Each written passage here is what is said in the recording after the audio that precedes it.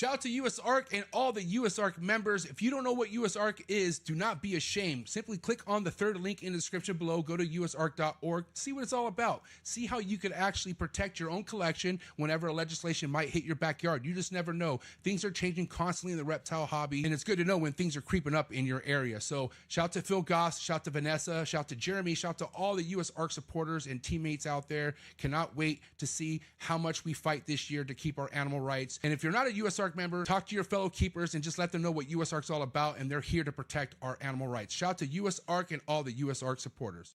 T-minus 30 seconds.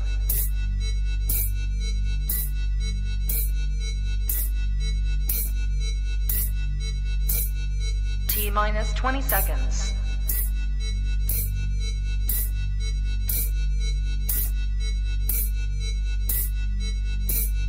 10, 9, 8, 7, 6, 5, 4, 3, 2, 1, 0.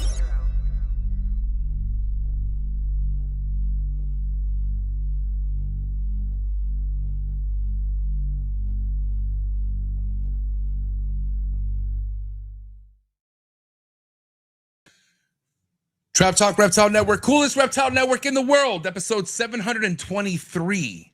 New breed on the block, Millz, reptile pip out of the UK. That's right, tapping into the UK this morning. Good morning, dude. Damn, another Monday night on a morning.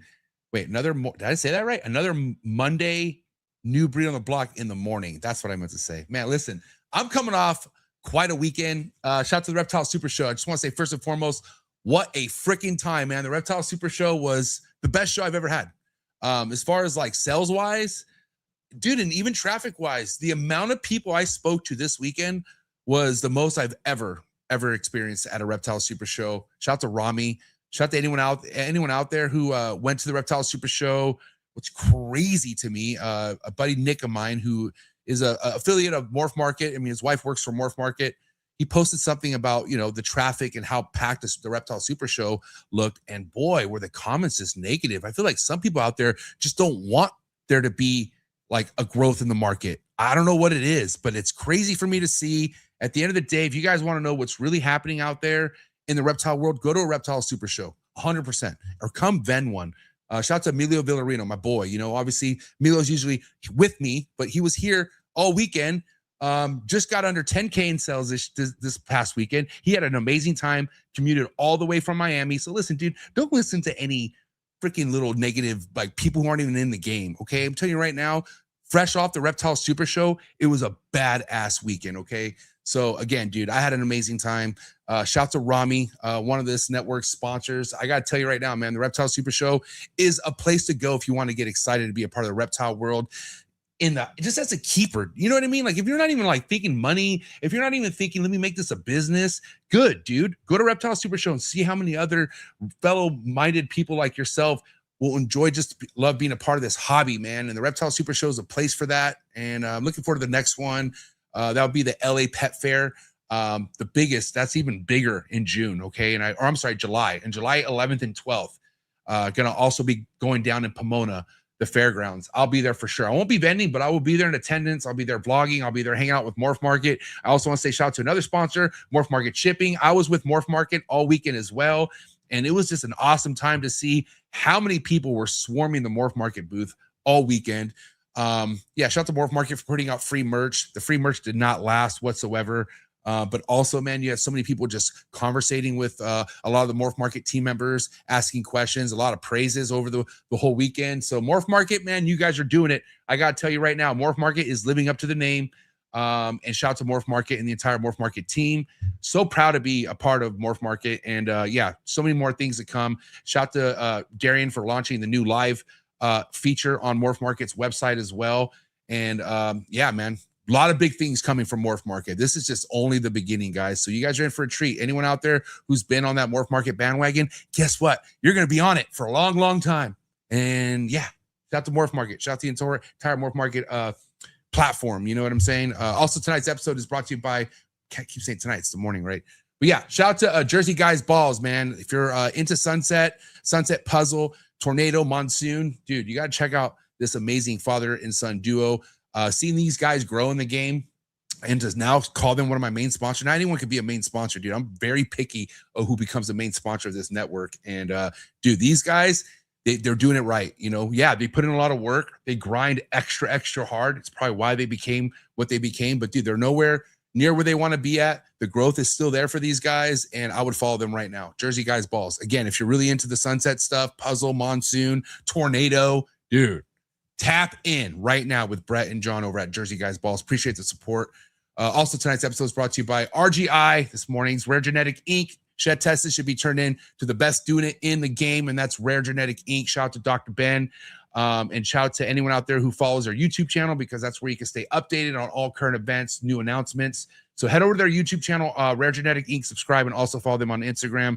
Shout out to Dr. Ben. Shout out to Sean. Shout out to the entire RGI team and family doing really big things. And also tonight's episode is brought to you by Clutch. Tonight, this morning, I'm going to keep fucking up. What do you want me to do? Number one organization app in the game for sure. You're coming to the ball python game. You better be organized. You better look like you are definitely know what you're doing. And Clutch helps you do all that. Helps you stay on top of your projects. Helps you stay tapped in with other people, what they got going on. It's a whole community over at Clutch. Check it out. You can try it free for 30 days. Find the link in the description below. Also, to wrap it up, shout out to Canova, man. One of my new main sponsors. And I mean, what introduction do I need? It's Canova. Canova Reptiles. Thank you so much for all the inspiration. Justin, for you to be a leader in the ball python game and you being the guy that you are, thank you for being a stand-up individual. The hobby needs leadership like that for sure.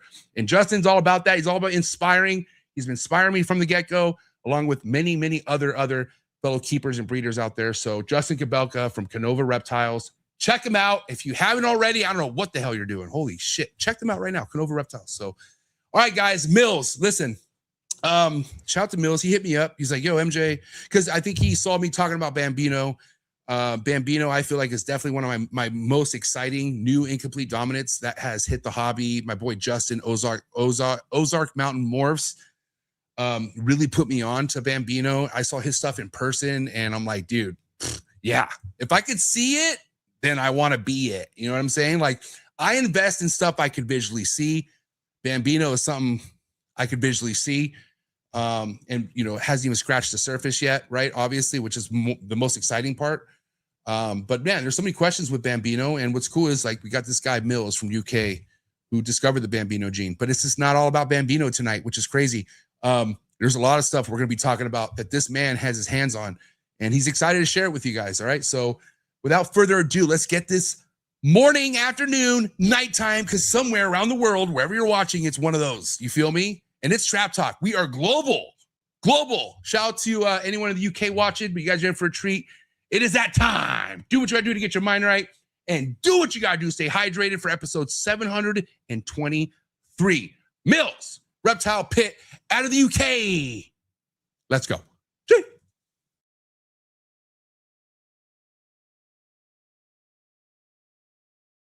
Good. You ready for do more in the future? Trap Talk podcasts? Yes. Man. Only Trap Talk. Exclusive. Yes. Exclusive. Oh. So stop calling us. Rub the spot, get the club to pop. When I come up with the crop, gotta love it or not. I'm hot from the hop to the rub the spot, get the club to pop. When I come up with the rub the spot, get the club to pop.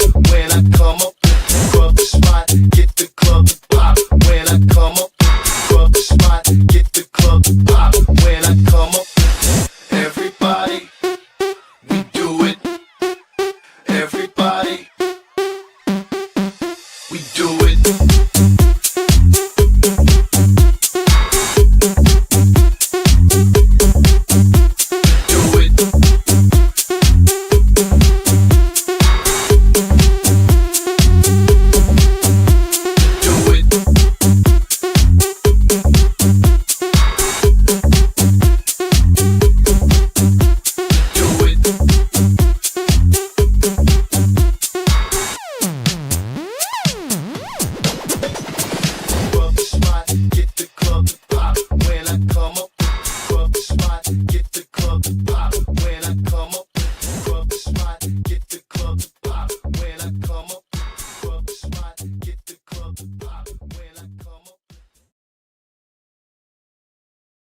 And we're live, episode 723. Gonna welcome Millz from the UK. What's up, Millz?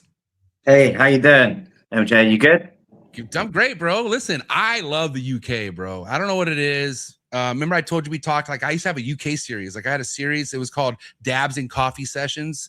Where it was all international guests, but international wise, I only knew UK guys. And so I just love having, listen, my heart goes out to the UK. I like all the keepers in there, and it's cool to have you on because I've heard your name floating around for a while, and I want to talk to you more so I could kind of pinpoint where I originally heard that name. But let's get into how long you've been around, bro, because we are going to be talking some gems that you are working with. And I know you're not somebody who just popped up a year or two ago. You've been around the block, right? Right. Yeah, I've been doing this for 25 years professionally now. Respect. So it's been this year's 25 years. So it's been a little while. Yeah, it's a labor of love, and yes, couldn't think of anything better to do. It's lovely to be able to do your passion. Yeah, 100%. I know all about that. And I think that's kind of first thing I can say we have in common. Like we are legit passionate about what we work with and what we do. And for somebody to be doing what you've been doing out of the UK for 25 years, there's not a lot of you guys, bro. Like you guys have grown over the years, but I mean, I don't even know what the scene was like 25 years ago in the UK. Nothing like it was now, right? Absolutely not. I mean, we didn't have the gene pool. When I started, the first pieds had just been found. Normals were being bought out of Africa for £100 per 1,000 grams. Right. So it was a very different ball game. Pastels hadn't even been found yet. I paid $7,000 for my first pastel. So it was a whole different ball game out there. We had a very limited gene pool in comparison to what we have now, but it was still fun. It was exciting. It was great to see the new morphs and new combinations. You really had a small pool to be very creative with.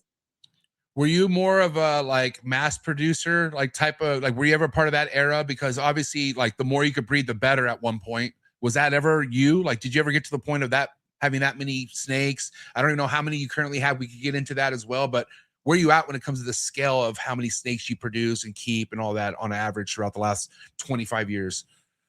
Well, in reality, in the UK, space is very limited. The UK is only a small island, and I'm pretty sure it can fit into any state in USA multiple times. So we're really tiny, and our places are really tiny. Space is really expensive over here, so we're limited to how much we can keep. And it was never a mass production thing for me. I always just focused on a few projects every year. Even now, I don't really try and exceed 30, 40 clutches a year, but normally about 25 clutches a year. Just trying to produce what I want to produce and stay focused on certain projects and slowly proving out new genes is what I normally do. Altogether over here at the moment, I've got about between 500 and 600 animals. So it's a very small collection. Listen, I don't like laws in a sense. It was never really good at following them, but like some laws, it's almost a good thing that you weren't able to have so many animals or like get to a point of like unregulated stuff to where like, look what happens here in the United States. Like, look how many breeders once were producing 300, 400 clutches and they're not here no more. Cause it was just way too much, meat on the bone for them to take advantage of. And they just couldn't keep up, especially with the money that's being spent right now, Absolutely. I think it saturates the market as well. Overproduction will always saturate what is out there, and I think that's what's brought down the price. One of the factors that's brought down the price, obviously we've had a recession as well, and there's other factors that have brought down the price, but I think the main factor has been overproduction of the ball pythons, which is sad. But the good thing is that I think there's a lot of new genes coming into the marketplace, and I think people can build a whole new gene pool with those new genes interacting with the pool that they've already got. So I think we're in a fortunate position again. I think the whole market will turn around over the next couple of years. So anyone that's in it has their doubts. I think that they should just stick with it, I mean, or just understand this is ball pythons. It's never going to end. Like there's so much shit we haven't even seen yet. And some of these people have the attitude like, oh, well, what else could be done? We're all done. No, we're not. Like it just starts over again. And I think people, they don't want to fucking put the work in. They feel like, and I'm saying some people didn't put the work in, but they're tired. They don't want to do it no more. And that's fine. but don't sit here and say that, you know, the market's fucking done. No, you're done. You're done. The market's not done. You're done. And you know what? This weekend proved it at the Reptile Super Show. Dude, I had the best sales I ever had. I had the most interactions I've had with people I've ever had. My boy Emilio, same fucking thing. My buddy Dennis Smith, who was right next to us as well from Serpent Smiths, dude. So I don't, you know, again, a lot of the negativity does not come from the people actually doing the work. Like people like us, we are so consumed with the work that we're doing. We're excited about it. And we're happy to be a part of it. And I feel like it's that easy to be happy to be a part of the ball python game. Look at the future. It's the future. I think a lot of people have fallen into their comfort zone where they've got the collection that they've got and they just carry on producing what they've got. I think to be great at anything, you have to come out your comfort zone. And it doesn't matter what industry you're in, whether you're in snakes, cars. We've made the transition with cars from petrol to electric to what's going to come next. And those pioneering companies that are at the forefront of the car game will carry on innovating, you know, and we got to do the same ourselves as well. We got to carry on adding to our collection. And I think testament to the shows that are producing great sales for everyone. And also, you know, you can see it in Morph market. You can see a lot of the new good jeans that are going for over $5,000 to $15,000, which the proof is in the pudding right there. If you have the right stuff and you put your mind to it, you can produce some really great stuff. And you don't have to produce 100 animals or 5,000 animals to be successful. You have to select your projects. I believe, in my personal opinion, you have to have your project set out for the next 5 years. Have a game plan and then make it work as any normal business would. But I think a lot of people feel it's a get rich quick plan, and they think that they're going to become overnight millionaires, which is sad. How old are you, Millz? How old am I? Yeah, how old are you? I am 45. Okay, I'm 40. So how long have you heard this term, put your mind to it? You know, I feel like that's something that is said to us a lot. But if you think about it, not that easy to do if your mind is full of shit. All right. If your mind is in the gutters like that, and I'm serious, dude, some people, they try to put their mind to it and their head is so drenched in negativity, drama, they don't know what to do. And that's the fucking problem. Get your fucking mind right. And again, not as simple as it sounds, because I've been working on myself for years, but it's not that, you know, it's easy. Again, I've heard this my whole life. Put your mind to it. It's just not that easy for people right now. Right now, it's mentally difficult for a lot of people in this hobby, to where if they go to their mind, they're in trouble. But again, dude, if you can't go to your own head for things, for ideas, what the fuck are you going to do? Like, you're going to listen to, and that's the thing, dude, a big man. Oh my God, I could go down a whole fucking rabbit hole on this. The biggest problem with the ball python community is a lot of these people can't think for themselves. Like, they can't do the old school fucking thinking. Let me know what I got to do to make what I want to make, not with fucking Jerry or fucking Coney Boy that wants to make. Dude, so many people want to copy other people in the ball python game. That's the problem. They're not thinking for themselves, Millz. Am I right or wrong? Is that right or wrong? You're absolutely 1,000% correct. They see a morph that they like and they want to replicate it. They don't want to see how they can diversify it to change the pattern or the color to have their own stamp on it. We've got to think outside the box to put your own stamp on it. You sometimes got to take 2 steps back and look at what you're doing. Maybe you have too many animals. Maybe you don't have enough diversity. By actually channeling the colors and the attributes of an animal that you actually like and focusing on that, then take it forward. Don't follow someone else's dream, make your own dream. You know, you've got to sit there, in my opinion, and have the colors, patterns, and the morphs that you like working with, and then try and adapt them to something that you can visualize for the future. That's just my opinion. Well, here's the thing. When somebody now, like if my mom introduces me to her friend, or if I'm around a family gathering and I'm meeting new people and they ask me, what do you do? I make art. That's simply what I do. I make art, and it's living. I make fucking living art. I put my mind to where I want to take this animal, colors, its pattern, and I make it happen into real life. And that's an artist. Like, in a sense, that takes art to do that. You know what I'm saying? But again, art should be unique. Art should come from your own vision. It comes from here. It comes from here. You know what I'm saying?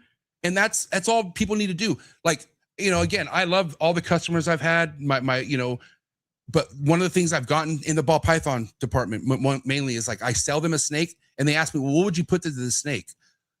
Or like, what would you buy? And mind you, like, that's like, I'm like, why would I tell you what I would put into that snake? Like, first and foremost, like, that's my whole thing is like, I'm working with what I'm working with. Like, and I'll tell you what I'm working with, but I'm not going to tell you what I'm putting what to what, but I'm not going to lie to you either. I'm not going to mislead you, which again, you guys need to understand when you're asking other people for advice, how do you know they're giving you really good, honest advice? Like, how do you know they're telling you what you should pair, where in their head, they're like, I would fucking never pair that. Like, how do you know? Yeah, absolutely, yeah. But they're not going to tell you what's in their own mind and what secrets they're going to have, what they're planning to do. They're going to, you know, wake up. Exactly. And the beauty of the ball pythons is that we got such a palette of genes, colors, patterns, everything that it's up to your own mind. I mean, I find myself, as you said, an artist. I find myself always going back to one of my favorite childhood books that's been turned into a movie now, which is Charlie and the Chocolate Factory. Yeah. And I want to be like Willy Wonka, you know. I want to create the greatest sweet, but in the snake form, you know. I want to create something that the world has never seen. I'm disappointed when I get a clutch and there's something in that clutch that's already been produced. Obviously, you're going to have some offspring that are kind of I'm not going to say byproduct, but a thing that comes from the genes that it's gonna happen. But I love producing and trying to breed for things that the world has never seen. And I think that's the beauty of the opportunity that we've got with ball pythons. I think we have to think outside the box, really look at the color and the pattern palettes that we've got, and try and create something that you desire and something that's very different and the world has never seen before. I think that puts such a huge smile on your face when you're cutting an egg and you have no idea what the baby inside is going to look like. It's the most amazing feeling in the world. I've had more excitement and like, holy shit, did I hit that, versus like, oh shit, I didn't hit it. And I know it all evens out. It's like the odds and evens, they all work itself, but it just doesn't get old seeing something living in the egg for me. Like, for me at least, like, I'm breeding something. And that's why, like, yeah, you know, I do get my head caught into the clouds with the chondros and emeralds, but if I have a ball python clutch and it's pipping, my heart starts getting excited because they're reptiles coming out of a fucking egg, and I love it. I love it. You know, ever since I was a kid, I could have never imagined working with animals this directly, this like personable, you know what I mean? And it's, again, man, if you don't love it, then why would you want to make it all this? Like, why would you want hundreds of animals if you're not fucking just obsessed over it? Obsessions is a heavy word, but just love it. Like, love it. Just love it for what it is. You know what I mean? So, and again, too, right? One of the things that you would recommend, Millz, being in the game as long as you have, and we're going to get into all the projects right now, but you don't ever put all your eggs in one morph, like, you know, or one project. Like, why would you? Again, it's okay to have a foundation or like a leading project, but you don't rely on that one project in the ball python game. You don't rely on anything in the ball python game, because guess what? Let's say you hit that fucking pinnacle animal. A week goes by. Nobody cares. It's over. Dude, your excitement for hitting a world first nowadays lasts about a week. About a week. And that's if it hits Trap Talk. After that, what's next? This is a ball python. What's next? This is the ball python. What's next? Okay, you hit that. Week goes by. What's next? That's it, dude. It's never. And do you ever see Justin complaining, or Miguel, or fucking people like Levance? They just keep making more heat. It doesn't stop. But the thing, takes work and it takes time, Millz. Work and time. Absolutely, you're absolutely correct. It takes a lot of work, time, and dedication. And really, this is a leisure of love. And if you can make it into a business, I mean, you know, it's great. And you have to work really, really hard and be determined and put your heart and soul into it. It takes over your life, and you have to be prepared for that if you want to do this professionally. You know, but there's, for me, no more pleasure in the world than working with animals. And I think it's amazing to be able to work with animals, and it's amazing to be able to see and carry on creating new, beautiful color and pattern morphs. Personally, I love the dark stuff, but we got to remember as well, we got to create for all the people out there as well. So there's a lot of people that like the lighter genes, and beauty is in the eye of the beholder. And I'm not saying that I don't like the lighter genes. I've created some stuff just recently that has blown me away with the contrast. And I'm so blessed to be able to work with a full spectrum, a full color spectrum. But we got to understand that everyone likes different things. But I'll come back to it again. Produce what you like, and I guarantee someone else will like it. You know, if you're passionate about it, just go for your own dreams, and I'm sure someone else will like it. If you like it, someone else is going to like it, right? Yeah. So GHI was the first, I guess, back in 2017, my first investment morph I bought, because I think it was like $300, and for me, $300 for snake was like, holy shit. You know, like I couldn't believe I was doing that. But the dark stuff, I wanted super GHIs. I'll never forget seeing super GHIs for the first time, and that's what made me fall in love with dark projects. But it was all about dark stuff. But guess what, dude? If I had nothing but dark stuff, after a while, like where's the diversity? And then now, luckily, you know, I got super gravel DG shit. I got shit that pops, and it's so cool when you have it all. Like when you got, oh, you want dark stuff? I got you. Oh, you want some bright stuff? I got you. Oh, you want some fucking black and white shit? Look at this Exantic. Like having it all is ideal, but again, not easy, dude. Because first and foremost, to have it all, you can't do that in the first few years. Like you're gonna burn out, and that's what people started doing. People try to max out how many projects they can get, thinking in 5 years it's all gonna take off. But guess what? Not the case. Now you have all these projects that hasn't even fucking flourished yet. But are you willing to sit down and wait for it to happen? Like, again, I stress when people have a timeline or a business plan. Like, oh, what the fuck? These are living animals. What's your plan? Oh, cancer-free, fucking, nothing's going to happen to these. How do you predict that? You can't predict any of that stuff. So again, the time and no timeline is so crucial in this. And I'm sure you could agree with that, right? Millz, like, how can you predict when things are really going to be successful project-wise in this game? You can't. There's no chance. You can't predict anything, you know. It's down to nature. We can't control nature. You can't control if a female's going to go or a male's going to breed. That male's going to breed to that female. There's no way of making sure that will happen. And I think you just got to let nature take its course. And also, you know, you've got to appreciate that these animals are precious in their own right. They will do what they want to do. So as much as you want to take a project somewhere, you got to respect them and their time. So a project can take, you know, like it has with me, 15 years to actually get something going. I've still got a project downstairs I've had for 15 years that I was nurturing as a baby. She still hasn't bred. And, you know, this year's the first year that I feel that she's been a good enough, well, last year, sorry, a good enough size to be able to breed.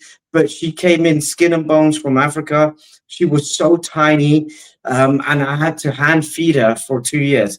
She wouldn't take a meal, whether it was live, defrost, she wouldn't take no meals unless I had her in one hand and the rodent in the other hand. If I had the rodent in her tweezers, she wouldn't take.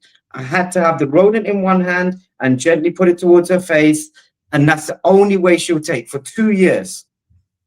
Yeah. Again, though, like we're talking like things that are happening to people and they call it quits. And it's like, dude, what are you doing? Like, why are you packing it up only because now it didn't happen the year you wanted it to happen? And that's the thing. Like, man, I used to say how easy ball pythons were, and they're easy to breed, but to be successful, not easy. It's not. You really got to have it in you, dude. And you got to be fucking a savage at business. You got to be a savage at social media. You got to be a good people person. Like, you got to know how to connect with people, because here's the thing. You got to know when you're dealing with a shitbag and when you're not dealing with a shitbag in the ball python game, because sometimes they're hard to see and they do come out of nowhere. I mean, what are your, before, again, we still have to talk about all of your projects, but like the whole, and again, I had Ralph on, but talk about Cosmos, and I give Ralph so much props for fucking coming on the show, breaking it down. You know, that I feel like more people should do what he does. Like, if anyone's getting called out or something, come on and talk about it. And fucking Ralph, he did that, and I have so much respect for that guy for doing that. But you know about the hurricane drama, right? Yeah. Okay. So like, how much of that have you experienced firsthand, Millz, where you're like, you know what, like this guy just isn't who I think he was? And I'm not saying Hans is that, but that is a fucked up situation from what I'm hearing. But I'm curious, like how much have you been thrown off by people in this hobby, like either in the States or in UK, but people you thought you could trust, and it just, holy shit. I mean, less is more or more than you think? I'm curious. It's a lot, you know, from there's a lot of people that see this as the first point, you know, see this as a thing that, as I said before, you can get rich very quickly. Yeah. And then they get the greed element coming in. Then they all about the money, and then they will say anything to you to try and play it to their advantage. You know, there's a lot of people that when the greed sets in, the money sets in, and that's all they're focused on. And there is people that I think should take more time in breaking down genes, especially new genes. You've got to be certain, and this is where there's I think, because the new gene situation is quite new. Yeah. And it's a hugely exciting thing when you find a new gene and people want to show it to the world, and there's a demand, and sometimes you can sell it slightly prematurely without breeding enough clutches to break it down and understanding if there's a hitchhiker gene or anything else involved. A lot of the times when animals, from my experience, come from Africa, they are hiding one or two more genes. Sometimes they're recessive, sometimes they're subtle, incomplete DOMs, sometimes they're quite obvious incomplete DOMs, but it can take 2 or 3 breedings, 2 or 3 clutches, maybe even more than that, to actually be able to understand that there's 2 or 3 genes in play and to isolate the extra gene as well. So it takes time. I think one thing I would say about anyone that's getting into new genes is take a good few years to make sure that you understand the breakdown and all the markers of that new project that you're working with, to be able to explain everything and show the differences, so that you've got confidence in your new gene and that you have no comebacks on it. Yeah, I mean, I think about what's the safe route when it comes to working with something you think is brand new. Well, if you want to name it, God bless you, name it, but keep it for yourself and keep showing examples.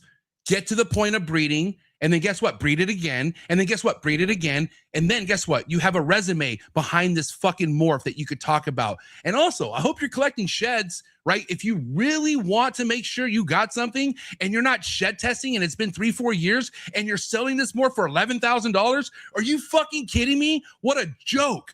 That's what I have a problem with is okay, you discovered a gene that looks just like OD, and everyone's telling you it could be OD, it could be a line, and you're fucking standing on this horse saying, no, it's an $11,000 morph. People are paying that, and that's what I'm going to get, and you're going to milk that till it's dry? How did that work out for you? Yeah, absolutely. Like, I think shed testing is a very new thing as well. And I think now that they're getting, more technology behind the shed testing, I think people can be more confident with it. I think there was a lot of skepticism behind it with some morphs that were inaccurate, but that was early days of shed testing. So we got to appreciate that as well. As technology grows, we can have more confidence in it. And I think people will start doing that more and more. But as we know, we had the issues with the DG and stuff like the lesser and the butter and a few other morphs. And I think that knocked a few people's confidence. It did mine, to actually do that, to make sure that the water didn't get muddied. But I'm hoping that this year, with all the new technology that's coming in, all the stuff with shed testing, it's gonna really revolutionize the whole game. And I think you're absolutely right. People should be doing that.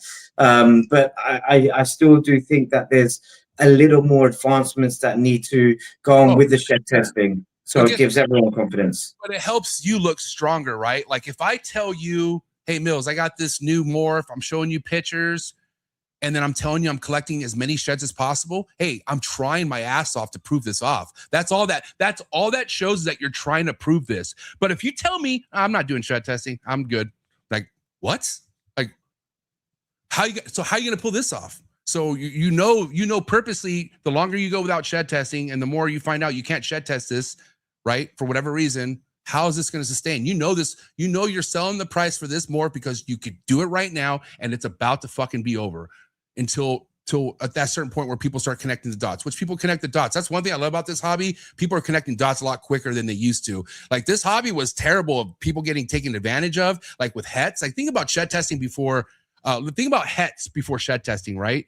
Like you know how many stories I heard of like motherfuckers getting like taking advantage, $1,000 of fake hets and stuff like that, where now you just can't do that anymore. Like it's, and again, if you do that, you know, if this hobby is very unforgiving now when it comes to shit like that. And it should be, because look at the money involved. We're talking people who make a livelihood out of this. Okay. Yeah. I've been at Kabelka's place. It's fucking crazy. I've been to other ball python breeders' place. It is fucking crazy. The life this hobby could bring you is insane. Okay. So again, we should be fucking professional on top of our shit when it comes to stuff like this. I really do. Yeah, I think it is going to become a part and parcel of ball python breeding. I think with a new morph, I believe you have to have shed testing done from a couple of different collections, and there's a good number of different shed tests that have to be done. That's only what information is being passed on to me. Maybe they've made advancements, and that would really help if there's less number of sheds that could be done from one collection from, say, 5 different animals. It would make it much easier to actually put a new gene on a map. And I think that time will come as well. But when you need, I think from the last time I heard, you needed 40 different sheds, and they needed to come from all different morphs, or all different all different animals. Okay, maybe I'm wrong. You know, maybe it's changed now. No, it's. I mean, honestly, it's not easy. I'll tell you that. Like to go ahead and get shed testing for a new morph, it's going to take some time. That's why it baffles me when someone tells me they've had this new gene that they're selling for thousands of dollars for 5 years, and they never once considered to collect sheds. Like, you know how many sheds you could have gotten the last 5 years, Millz? 5 years? And then also from the customers, like telling them, hey guys, let's get our sheds together. Like let's figure this out together. No, because guess what? You don't want people to figure it out. That's what I'm connecting the dots on. You know, that's the only way I could see not wanting to collect sheds is because you don't want people to figure it out as soon as you think they can figure it out. That's it. Listen, I'm a hustler, dude. I know how. I just feel like motherfuckers are working it like that. I really do. And I hope I'm wrong, but from what it looks like, I'm not wrong. So there you go. I think shed testing really exploded from what I saw in 2024. It started really coming out, and 2025, you know, the new companies started coming out. It really exploded in a big way. So I think moving forward, I think people should really take heed on shed testing. But I think, you know, it's if it's been out for the last 5 years, I think it's not been out there so much. And I still will go back and say, I don't think they had enough technology. I think moving forward, 2026, I think it's definitely a thing that everyone should be doing and everyone should be understanding. I think, you know, 5 years ago, I don't think people even knew about shed testing, let alone thinking about collecting all their sheds for it. But I think moving forward, I think it's going to be an integral part of the ball python industry, and I think hopefully they'll spread it out to other markets as well. You know, hopefully they'll be able to map a lot of different species as well. 1000%. I'm gonna shameless plug one of my sponsors. Shout out to Devin and Teresa over at PRAGUE Morphs. They have now launched a new shed testing company that's, you know, partnered up with RGI. I don't know if you heard about this yet, Millz, but dude, yeah, Europe is going to be locked in with shed testing now. It's called RepGen. So guys, make sure you follow PRAGUE Morphs and also follow this new page. And again, it's all collaborated and powered through RGI. So Europe is not going to have an issue with shed testings now, I don't feel like. I think, again, 2026, like you said, Millz, dude, wake up. It's time to clean up the act a little bit, and it's all about proving what we have, I feel like, in 2026. No, that's really good. I didn't even know about that. So that's really good that you brought that information to me, and hopefully I can reach out to them, and maybe I can work with them from the UK to get people from the UK to actually work with a company like that. I think that would be fantastic. You know, Well, that's really helpful. So I really appreciate you bringing that to my attention. And I really encourage you reaching out to them, because Devin and Teresa are some of the nicest people I've ever met in the hobby. They're very, they're all about the hobby and growth in it. So, dude, please reach out to them. They're awesome for sure. I really appreciate you bringing that to my attention. Thank you very much, MJ. Thank you. All right, let's get to it. Bambino, buddy. Woo! Hey, dude, listen. Coming off a lot of, well, again, shout out to Ralph, man. But Cosmos, that whole debacle kind of like dampened my mood a little bit, just because I'm like, oh man, like now we're questioning Cosmos. And what's crazy, after that episode, just people started hatching out some crazy looking Cosmos. And it's still like, you know, it's in the works. But man, shout out to Justin, Ozark Mountain Morphs, good buddy of mine, good supporter of mine. He put me on game with Bambino. And then I saw some of his Bambino in person. And it like didn't have a lot of genes in it. I think it was just almost singled out. But dude, Bambino, I feel like very powerful, force to be reckoned with in the future. Let's get to the meat and potatoes of how you discovered it. How does something like this land in your lap? Let's talk about it. So I was very fortunate from 2008 to start bringing shipments in from Africa through a very good friend of mine that I was working with in USA. It was actually my first broker in USA that brokered animals from USA back to me. I was bringing stuff in from Ralph Davis, you know, the original legend back then. And he had a contact in Africa. And so I started bringing in stuff from Africa through him. And then a few years later, he got out and he gave me the contact. But through those years, from 2008 to 2012, I was bringing in stuff from Africa, and that was really my passion. And I was looking at things that looked different. There was some stuff that was obviously different, but there was some stuff that was very subtle as well. And I always had a penchant for like the granite type genes. I loved that, the different look on them, the speckling through them. It was just something that I had a passion for. I never, in my wildest dreams, bought it with the thought that, oh, that gene's going to blow up this big. I just bought it because I like the look of it. I thought it looked totally different to the other stuff that's out there. There was, you know, some subtle granite type genes out there back then, but there was nothing kind of as expressive as the Bambino was. The color spectrum, to the speckling, to those kind of I call them kind of space invaders. They're not quite alien heads. They're just really weird, wacky patterns on the side. Hey, what a movie, dude! Space Invaders. Did you ever watch that movie, Space Invaders? No, I just played the arcade game. That's all I did. You know, I played the arcade game, and that's what reminded me of. There's an actual movie in the 80s. It was called Space Invaders. And honestly, I haven't remembered that movie in years until you said that name, dude. It is fucking hilarious. I'll send you the link after the episode. It's a funny movie, dude. But yeah, Space Invaders. Yeah, that was also iconic 80s. Was that on Atari? Or is that or that one fucking joystick game? Or was that the actual Nintendo? No, it was out way before then. I think it started coming out in the arcades way back when. Yeah, right. And like same time as Pac-Man came out. So those simple, really simple games that was doot, like it was just like so nothing like the games today, but the games that we spent our childhood playing, you know, and just misspent childhood playing, you know.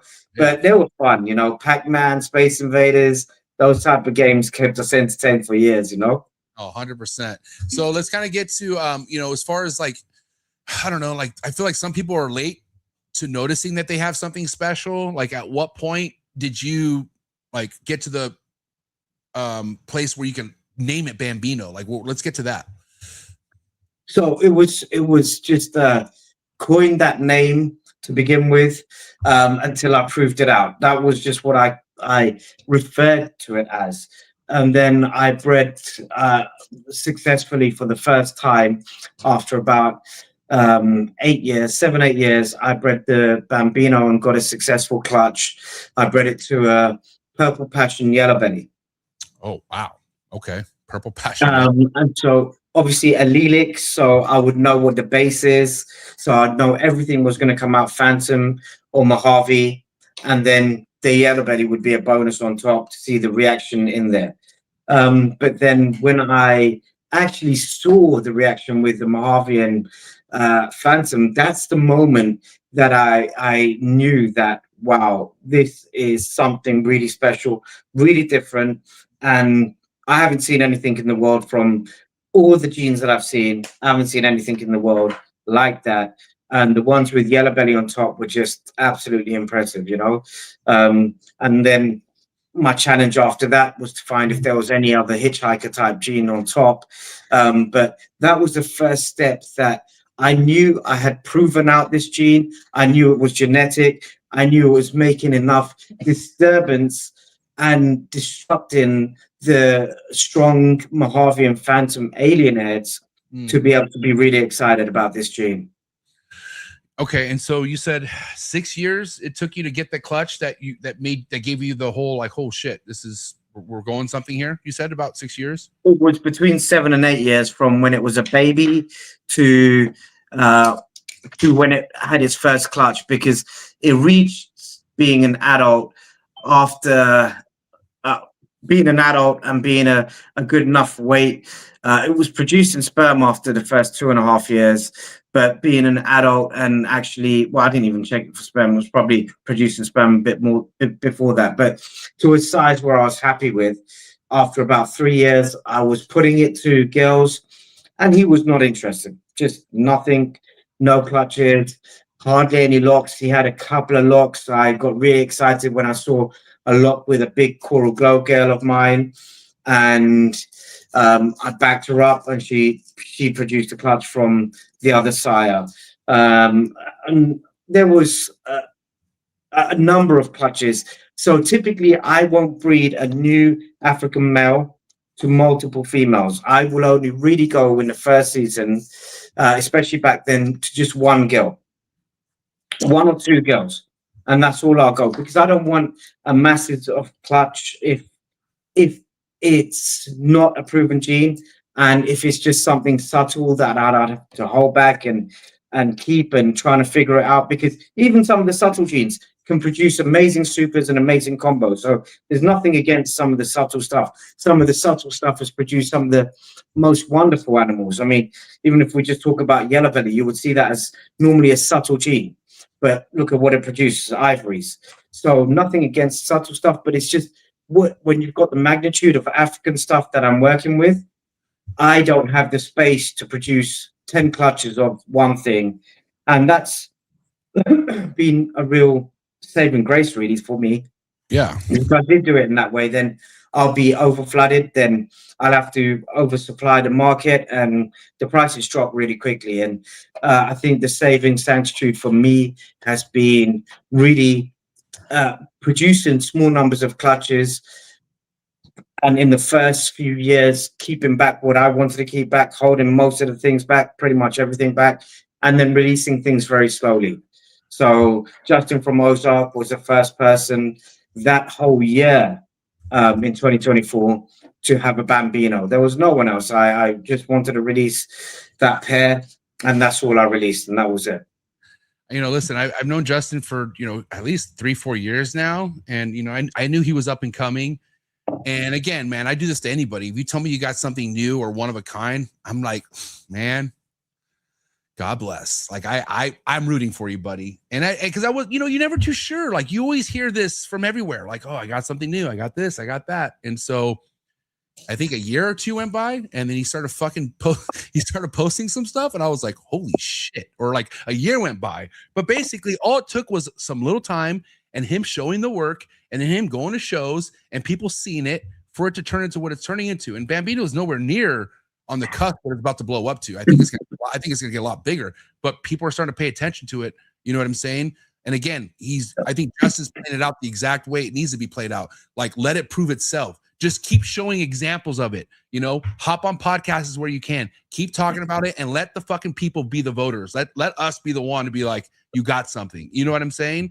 And it's that simple. You know, I feel like again, going back to not having a timeline and just doing the work, like just doing the work, like what you were talking about. And my next question for you, Millz, is like, what kind of, I don't know, I'm not concerned, but like, you know, if you get something like you're talking about, who do you go to for guidance? Like if you feel like you got something, like in the case of you, like, do you feel like you had to reach out to somebody and be like, hey, can I get your idea on this? Or can I get your opinion? Did you reach out to anyone like that? Or do you feel like you have to, like, how do you delegate when it comes to like reaching out to your fellow peers, like maybe people that you respect, other people that are killing it in the game? Like, do you feel like it's important to reach out to them and to seek validation, I guess? I don't know. I think it definitely is. I mean, for me, I think it was slightly different because there wasn't many people to be able to that were working with so many African genes as I was, or I am still. So I kind of had to be self-taught and really look at all the finer details and take things apart. So for me, I really had to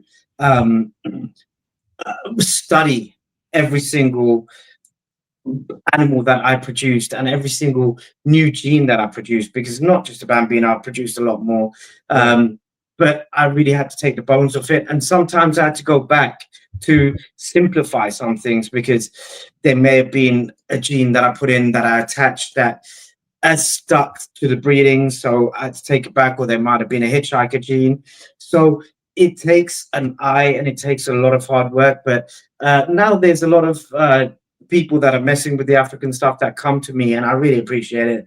And I really try and help where they are. And there are some great people out there that have a good eye, that really have worked some African stuff that should be reached out to. And I think people are reaching out to them. And I think it's great that the ball python game now, that I think a lot of people have got out. I think it's becoming more saturated, and I'm hoping that it becomes more of a community affair now. You know, I hope that people can really pull together and work together rather than working in cliques and trying to, you know, put people down and destroy names and try and build their business up by putting someone else down. I think that's the wrong way. I think we need to come together, and that's the way the community can actually be a community, a true community, you know? So it doesn't matter if a person's buying off you or not. If they want an opinion and they want your time, try and give them your time, you know? I think that's a blessing that you've got because you've got the eye, and it's a blessing that they're reaching out to you. So give them time. That's the way I see it anyway. I think that is happening more than it used to. It's just more behind the scenes. Like, you know, we only see what we see in comments, and like, you know, the loud ones are always publicly in the comment section, and they're the ones that are always like out voicing the positive side, because there's so many of them. There's so many negative people in comments. But really, as you know, Justin had nothing but great things to say about you, and there's a lot of good relationships that are strong happening behind the scenes right now. I just would like it to be more publicly known that we are a community. Again, I was talking to Justin not too long ago, and I just wanted his opinion about like the bottom feeder dwellers, like the ones who are like so just pity partied. And at the end of the day, he's like, dude, the ones that are serious about this have nothing to do with those people. Like the ones who are really focused, the ones who are, again, serious, they're serious about this. They're not attached to negativity. They're not attached or even entertaining bottom feeding activity. They're too busy. Like when you're successful, you're busy, and you can't get complacent in the ball python game. It's going back to, like I said, cool. You made something cool. A week goes by, it's over. You got to keep grinding. It's like there's never a point in time where like, all right, take the year off. Never does that happen. You know what I'm saying? So whoever is thinking that's good luck. Take the year off. Let's see what happens. Let's see how relevant you are when you come back from whatever the fuck you do in a year. I don't know, but it's a lifestyle, Millz. It's a lifestyle that you never break. It's like the gym, right? Like going to work out. You want to stay fit, but then you get to the point where you're so fit, I'm not going to work out for 5 years. What the fuck you think is going to happen to you? You think you're going to stay like fucking Rocky? You think you're going to stay that good looking? No, dude. Like, yeah, you can eat good, but you're going to lose stuff. Your mass will go down if you don't work out. And it's the same shit with the game, bro. Like it's never ending. It's never ending. And people are just burnt out, bro. That's all. But again, this is meant to happen, right? And we think about how many people came in 2020. All right, the COVID boom, bro, this game isn't meant for that many people. It's really not. It will, but it got to gradually grow to that point. It can't just boom to that point. And that's what happens. everything just boomed. It just went straight to the top. So this is natural. I feel like we're to see this many people leaving. The hobby's doing this now. It's slowly kind of getting back to where it can balance, and it's still like this. Don't get me wrong, but it's going to be like this for another couple years until we could kind of get to like a teeter where we're like this, like it's kind of evening out, you know? But again, dude, the strongest survive, bro. The real ones will always be around here. Doesn't matter what's happening. If you love this shit, you ain't leaving. I'll tell you that right now. I think every market, it doesn't matter what market you look at, they all have corrections, whether it's shares, whether it's, you know, cryptocurrency, whatever the market that you're into, they always have ups and peaks and troughs, and then they have the correction in the marketplace. And there's no difference. Why do we think that the ball python market is different? Why do we think that we can't go through volatile times and great times? You know, COVID happened. Everyone got loads of loans. You know, they got loads of money put in their hands, and they spunked it into ball pythons, and they thought that we're going to get rich real quick. Then after COVID, we hit a recession. What do you think is going to happen in a recession? Money's going to be bleak. Everything's going to be tightened up. You got to pay for your essentials, the food, the roof over your head, food, you know, heating. Those things take precedence. So the shrinkage of the market is actually a good thing. And as you said, you know, if you surround yourself with positive people, me and, as you said, Justin Campbell from Ozark, me and him talk all the time. Me and Jason Amos. There's a load of good guys, a lot of good guys here in the UK as well. But we talk all the time about the genetics. Doesn't only have to surround Bambino. We can talk about the other projects that we're all doing. We throw ideas between each other. We sit there and look at what could work with this specific gene. What could actually enhance it more? What have you got in your gene pool that can make it better? What can I put in your collection that would really pop that animal, and what could you put in my collection that would? So if we're working together as a community more, we can produce the most beautiful animals in the world, you know. 100%. And again, we're tapping into some of the other stuff that you were working with, you know, before we get into like Bang and I'm sorry, Predator, Dark Angel, and some of the other stuff with Bambino. I want to ask you, like, if anyone out there saving some coin, or they already have some Bambino, or they just can't stop thinking about it, but they're wondering, like, do you stick with the dark stuff with Bambino? Is that the safe route, or are you dabbling in the bright stuff as well? What would you say to that? You stay dark, you go bright. Can you do it all? What would be your recommendation with Bambino?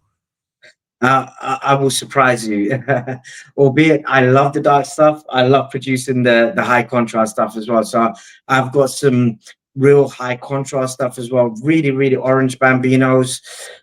So yeah, I love the full spectrum. Who couldn't love the spectrum of colors that you get from Royal Pythons?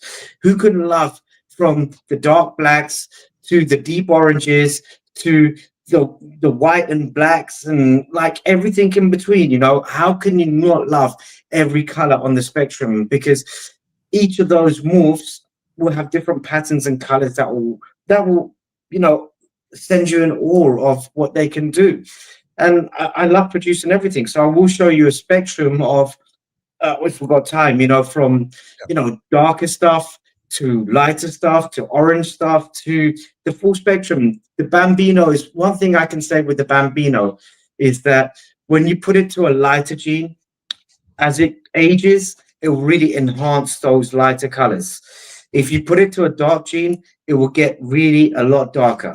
So it really kind of works with the spectrum of colors that you're working with. And it's mad how much of a color change that this gene goes through over the years of it growing, you know. Once it gets to like from 100 grams to 300 grams, the colors are totally different. It's crazy. And even the siblings from the clutch, the other animals, it seems to enhance the colors in them as well. But there is no hitchhiker gene in the Bambino at all. The Bambino is a straight gene.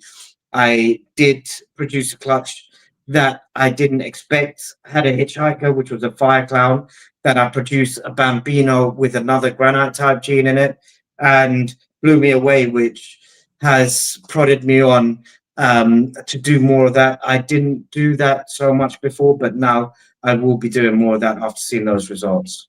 And again, after seeing Justin's Bambino stuff, and this isn't a promo shoot, I swear he hasn't paid me shit, but you know my PayPal, Justin. I'll tell you this, looking at the, he had an adult Bambino that kind of started it off for him, and full on adult, and it looked good. It looked really good. And it's really hard to find an incomplete dominant that ages well. If you have an incomplete dominant that ages really well, dude, again, just saying, I'm only talking about what I'm seeing. I think Bambino ages very well, and I haven't seen it age in bright stuff yet. And we might have some examples later on tonight, the episode, right? You might show some stuff. All right, so we're in If for you're happy with it, 100%. I think we have to at this point. So, but before we do all that, let's kind of talk about some of the other stuff that you're really excited about. Let me ask you about Bolt. Did you ever work with a morph called Bolt? I am the founder of Bolt.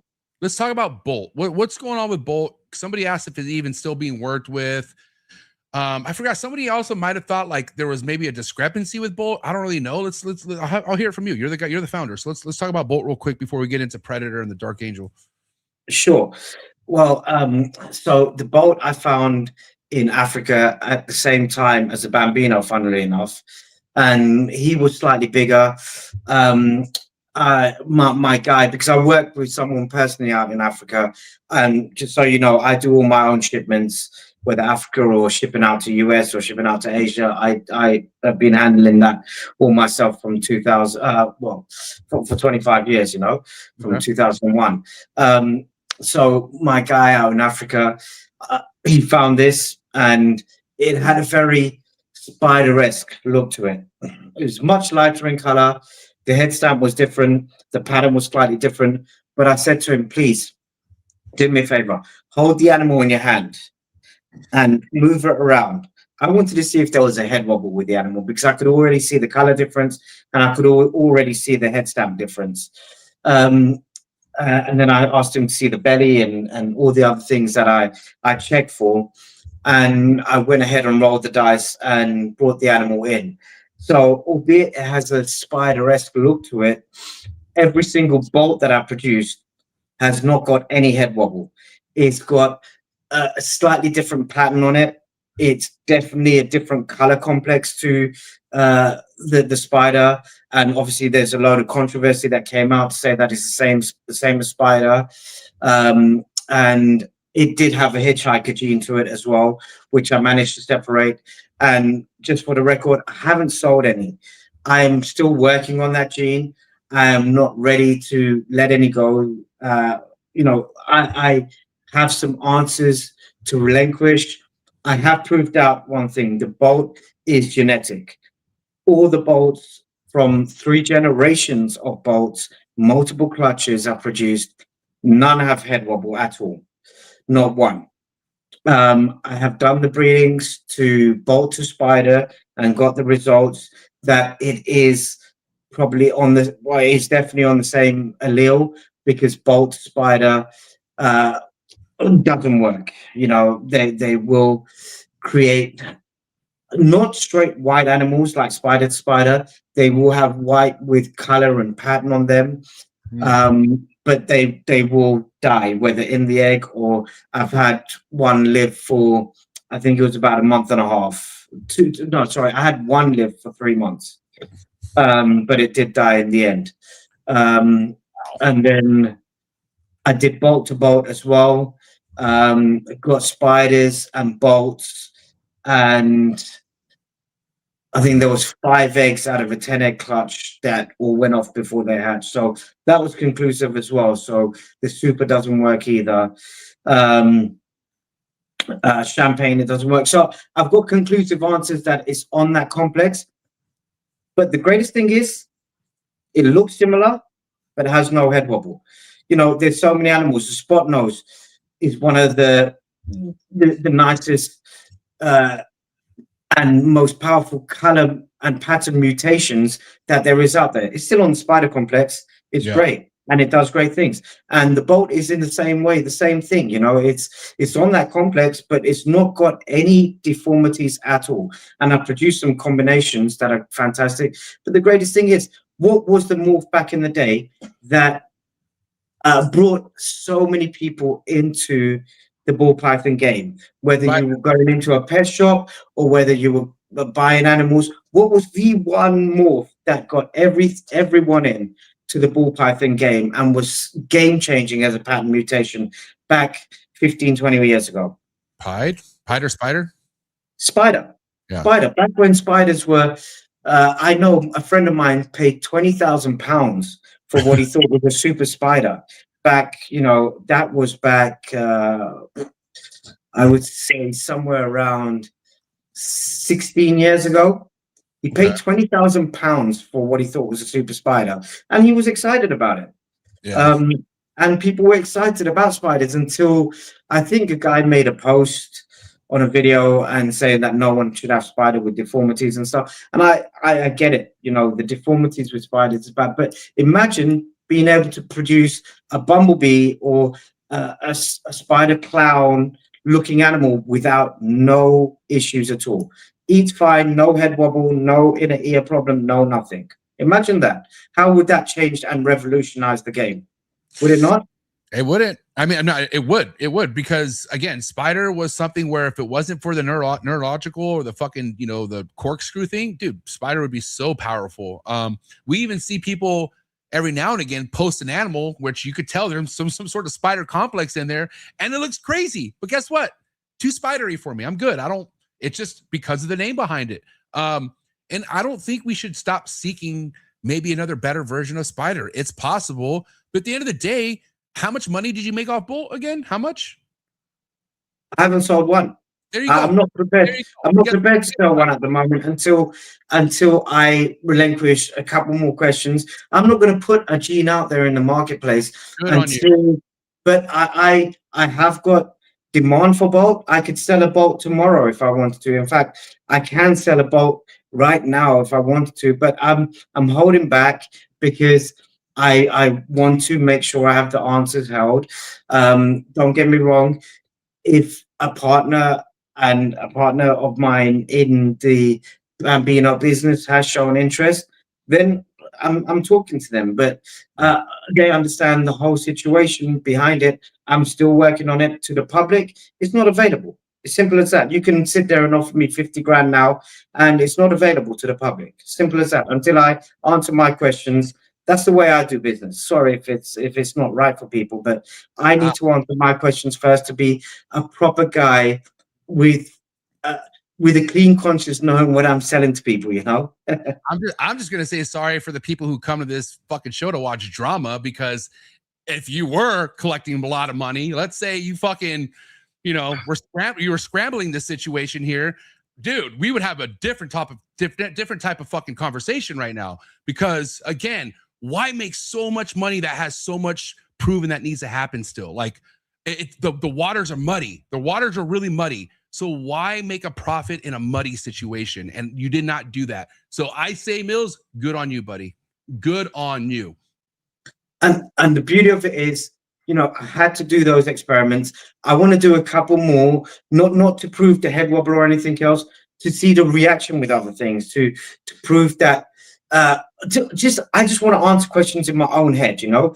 But I can show now, and I can demonstrate from a same clutch, which is brilliant. From a same clutch, from doing that spider to bolt breeding, I can demonstrate from one clutch a spider and a bolt and show you the exact differences, which I will be doing in a few weeks' time, maybe on your next show. I can actually show you side by side the actual differences between the two. And they're tremendously different, to be honest with you. It's not a small difference, it's a big difference. And I think when people can see these type of things, I think people will be able to appreciate it more, which is the work that I've got to put in. As a responsible breeder, I've got to put that work in. And if I didn't do that, then I wouldn't be able to sleep at night, to be honest with you. I mean, yeah, you won't, especially when people catch on. And that's what's crazy, bro. Like people are catching on, and these fucking assholes that were taking advantage of these people, now they don't know what to do. Now their back's against the wall. No, now they're calling me, telling me, MJ, what's happening? I don't know. You tell me. I'm not the one selling the fucking project. Why are you selling it to people if it's not proven? You know what I'm saying? Like, why? I can understand putting it out to some people like, hey, let's keep this between us. Like, this is and for no profit. Like, let me have you work this too. Let's like partner with somebody. That's fine. Okay. But once you start making a profit, and once you start putting this in these people's head that it's a proven morph, it's this and that, and they run with it, dude, you're fucking literally shitting on these people's future by doing that. I'm sorry, but you are. You really are. Yeah. Well, I've done enough research with the Bolt and the Bambino. I mean, the Bambino, it took me years to be happy to sell it, because not only did I have my own questions and I wanted to see the combos, and I wanted to hold a shitload back myself as well, because I wanted to make some great things with it to show eye candy. I think that's important as well. One thing that people don't do is have enough eye candy to show. So then when someone does invest in the project, you can support them to be able to sell whatever they're selling as well, because you can show the different combinations. And I think that's an important thing. When you're having a high investment project, you have to support the people around you. You have to be in contact with them. I'm constantly in contact with everyone that's purchased any Bambinos off me, which is only less than a handful of people. So it's still a very exclusive club that they're in. And I'm able to keep in touch with those people and show them what's new, you know, speak about the direction and show the world what's new and what the opportunities are with Bambinos, which will accelerate their sales as well. With the Bolt, I mean, I'm at a comfortable position right now that I am comfortable knowing that I've separated the hitchhiker gene, I know what's going on, and comfortable enough to be able to sell it. I just have a couple of questions myself that I want to explore before I want to put it out to the public. And that's my own personal thing. But I'm confident with the Bolt. I can listen, you said you wanted to travel on your last show. Come over to the UK and you can see what magic I've got going on here. You're more than welcome. We'll put you up over here, and it'll be a pleasure to have you over here in the UK so you can see some of the crazy ball patterns that are going on. I promise you I'm coming to the UK. UK is going to be one of my, well, I think when I go visit Teresa and Devin in Prague, I'm definitely going to go to the UK first for sure. I got, again, like I said, I got so much love in the UK. So many people I'm still really good friends with, you know, Scott, and then I got my buddy Sal, and then, you know, Gavin, you know, balls to you. You know, I don't follow him as much as I used to, but dude, that guy is the reason why I was able to incubate my first clutch of eggs. Like his YouTube channel helped me out so much. And so I just always, and then also one of my very first friends out of the UK was Dorset Pythons. You ever heard of that name before? Yep. Dude, Yeah. Good times, yeah. That's my boy right there, man. And so just listen, a lot of good people out of the UK. You know, I can't help but to pay attention to what a lot of people are trying to say, which could fix the Bolt situation, which is of course shed testing. So is that going to be a plan for you as well, to figure out like, hey, can we just separate, confirm Spider and Bolt so these people could see it and be like, all right, well, there's that. Is that in the process at all? Yeah, that is, yeah. We are looking to do that. Like, I feel like I'm getting more and more confident. I feel like, especially the connection that you've given me with Prague Morphs as well, we'll reach out to them. I think if I can have a couple more conversations with a few of the people that are doing the shed testing stuff, and I can have the confidence to know that they are looking deeply enough to be able to separate the smaller genes. And a couple of the shows that I've been on recently, they've been looking with the shed test at the finer details, and it's given me more and more confidence. So I am holding back some sheds now, and I think over the next couple of months I will be sending them through. But in all honesty, MJ, I think that will give, you know, the scientific background for things, but I can tell you honestly, if you come here and see these animals hand in hand and see what I produce hand in hand and hold every single bolt that I've got over here, you will have confidence in yourself 1000% that it's a different gene. I've had a few people that I know that are very experienced in the ball python game that have come over and they've held them, and they're like, "Wow, what a difference!" You know. So I think I know the confidence for the public. I will do it for sure. Yeah, no problem. Well, And I think it is important to do that. Sorry. I like high-end goods. I really do. Like, I have expensive tastes. But if I go to Facebook Marketplace and somebody has a fucking, I don't know, a Louis Vuitton jacket that I really want, let's just say that, right? If I go to that person can't show me a receipt.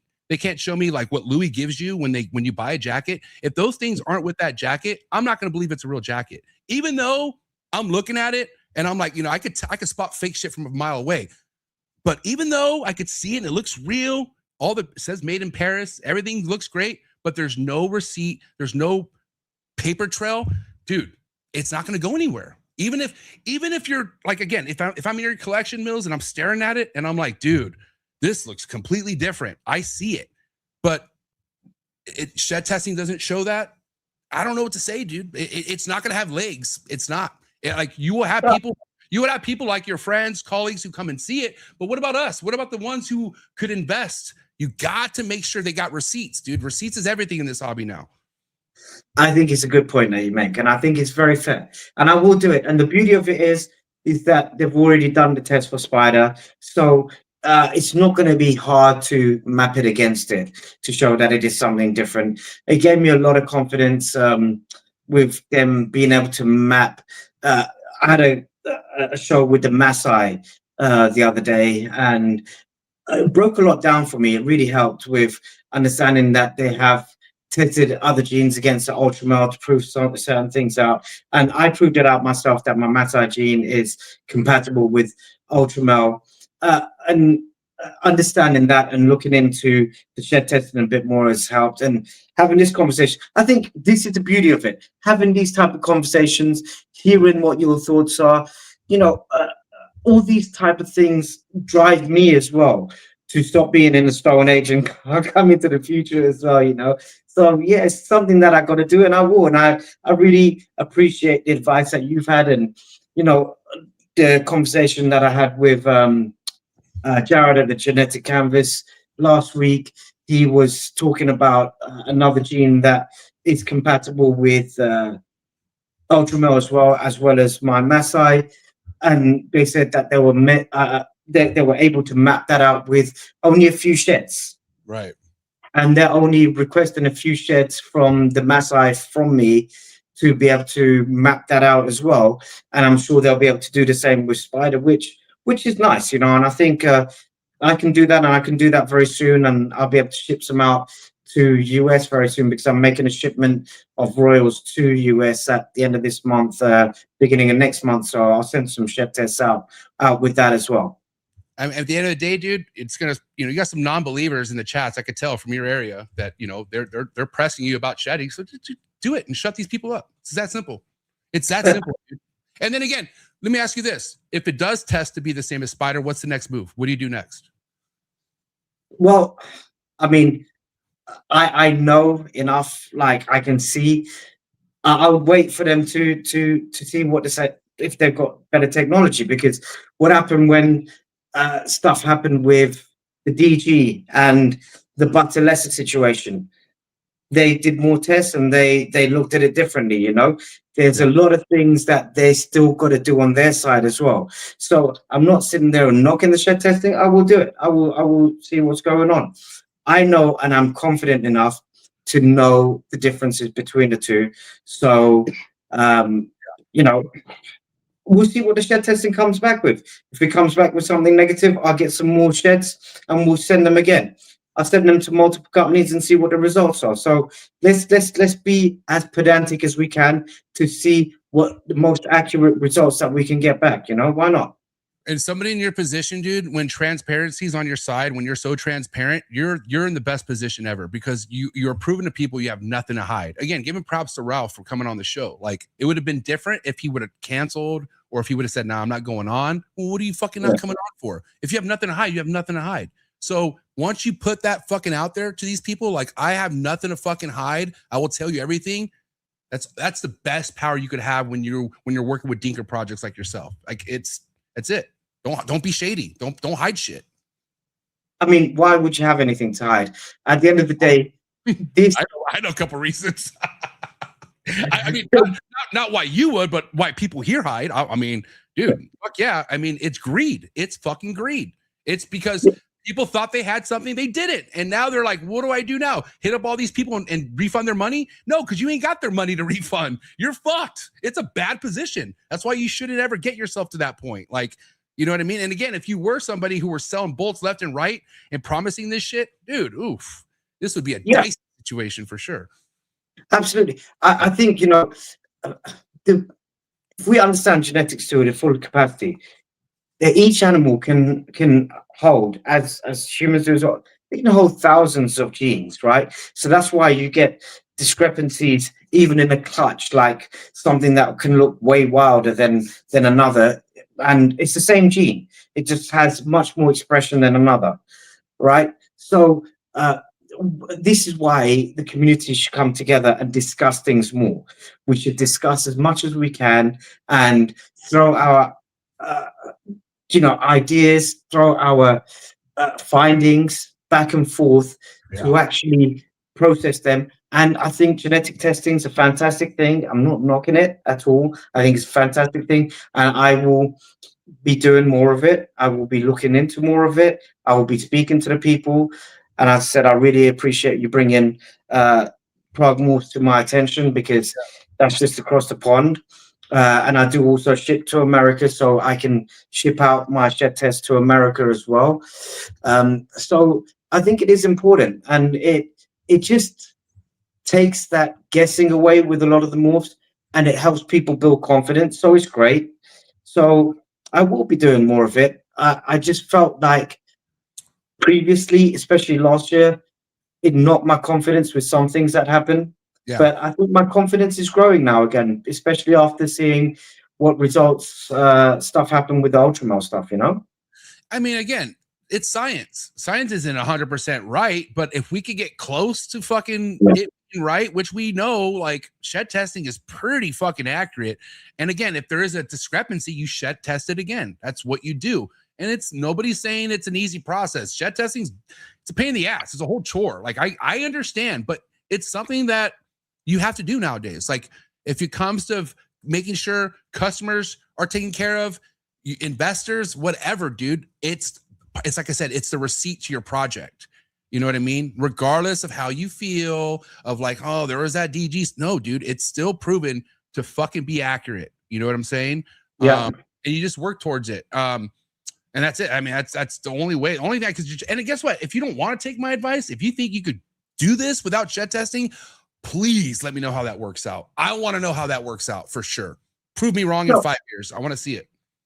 MJ, honestly, I appreciate and I take on any advice from anyone. At the end of the day, if we don't listen to the people that are in our community and giving us advice, then what are we here for? If we don't sit there and actually absorb and take in, then we're our own enemies, aren't we? You know, we're a fool. You know, so we must take heed on what people are saying and appreciate what people are saying. And it's not, you're not trying to knock me or anything. You're trying to give me advice and say that technologies move forward. And it's great. I'm so proud of the guys that are doing shed testing, because they've spent loads of money, loads of time, loads of energy to actually up their game, which is hard to do. I can't even imagine where they begin and how much money and time and energy that they've got into all the equipment that they've got. So hats off to everyone that's doing the shed testing. Really, hats off to you guys. So here's my next thing, right? Like, giving people a reason to question your motives. And I don't think you have any bad motives, but this individual here says, how many other genes have been incorrectly sold, or rather sold as a different gene to inflate prices when they were actually already known genes? What do you have to relate to this comment right here? Well, there's probably been a lot, and sometimes people can make mistakes. Sometimes people don't identify the genes, don't talk to enough people, don't actually look at the genes in enough details, look at small nuances, look at what else is out there to compare it with.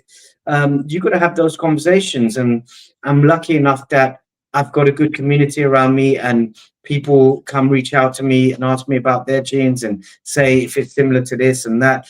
I can have my opinion, but I think if a person's working a new gene, they should work it thoroughly, take their time. And, you know, I think as a rule of thumb, you should spend a good 5 years working your gene and getting clutches before you even release a new gene to understand the complex properly. You know, I can show you the perfect example with a few hitchhiker stuff that I've had to break down. And, you know, it's hard work, because you might not see the hitchhikers in the first 2-3 clutches and you might think, oh, there's nothing. But then you breed it with something else and there's a clear example right there. And so just take your time with it. You know, I think the new generation of people, when I started this, there was no internet, there was no nothing, there was no all of this, you know, there was no morph market, there was none of this type of stuff. You know, King Snake was just starting to come through a few years after I was doing it. Was phone calls. We used to pick up the phone, speak to everyone, deal with everything through phone calls. Internet was right at the beginning, you know. Pause. That's another issue of this hobby. People love to go to chats and privately talk instead of fucking calling the person on the phone, dude. I don't, and this is grown ass men too. I don't know why, if you have an issue with somebody and if their fucking numbers in your phone, why can't you call them? What? Yep. Why is it so hard to get on the phone with people? Because they're keyboard clowns. They find that they can be stronger behind a keyboard rather than addressing an issue. You know, people are too strong behind a keyboard, plugging away, sitting there, putting someone down. And, you know, what's the use of that? You know, actually have the balls to confront someone. Then you're a true man, you know. If you have the actual, you know, stature to say something, say it to someone's face. Otherwise, keep your opinion to yourself, you know. Exactly. Shut up. If you can't call the fucking person and be a fucking man or an adult, let's just call it an adult. Be an adult. Shut up. I'm so tired of the little pity private group chats people have to bash on other people. Fuckers, get a life, dude. Shut up. All you guys, shut up. Pick up the phone, call someone if you have an issue, and shut the fuck up. I'm gonna leave it at that, because dude, that's what this fucking hobby is all about, are little private shit talking fucking little pity parties, dude. That does nothing for you if you're not talking to the source. If you have a problem with somebody and you have not picked up the phone to talk to them yet to figure out a solution, shut up. That's it. That's all I'm gonna say, dude. Stay out of my chats and shut the fuck up. Call the person, hit them up directly, dude. So sick of this politics type shit, dude. How does it help the hobby? How does it help people figure shit out? How? It doesn't make sense, dude. It makes no fucking sense. I think Tupac said it best, you know. A coward dies 1,000 deaths. A soldier dies but once. Yep. You know, like, if you're going to say something and you've got an opinion about it, say it to the person. If you have heard a rumor or heard something, go and approach a person, say it, you know, find out the facts. Don't sit there and rumor mongering and start rumoring all around the show. Like, it makes no sense, you know. There's plenty of people, as you know, you get bigger in any industry, people want to try and drag you down through whatever. And that's always going to happen. It's just part and parcel of human nature, which is sickening, you know. But what you find is a lot of those times, those people are actually insecure themselves. Big time. They're self-reflecting. They've got their own issues and they're not able to get out of their own mindset. So they've got to beat someone else down because they're not comfortable in their own skin. So that's their problem, you know, and good luck to them. But I feel sorry for them. It's a sad problem for reals, dude. Like, if you're more known to be in chats talking shit versus your work, dude, what are you doing? Like, what are you doing?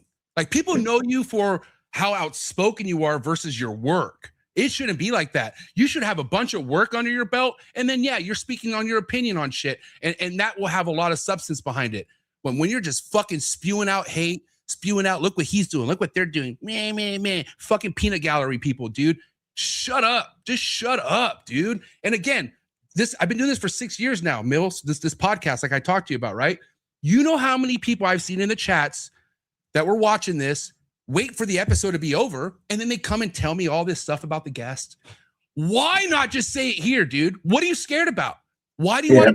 Why do you want to privately hit me up after I have the guest on? What do you expect me to do? Hey, let me invite you back on. This person just talked all that. No, dude, if you got a problem, just fucking speak on it. Especially if you're a grown-ass adult, dude.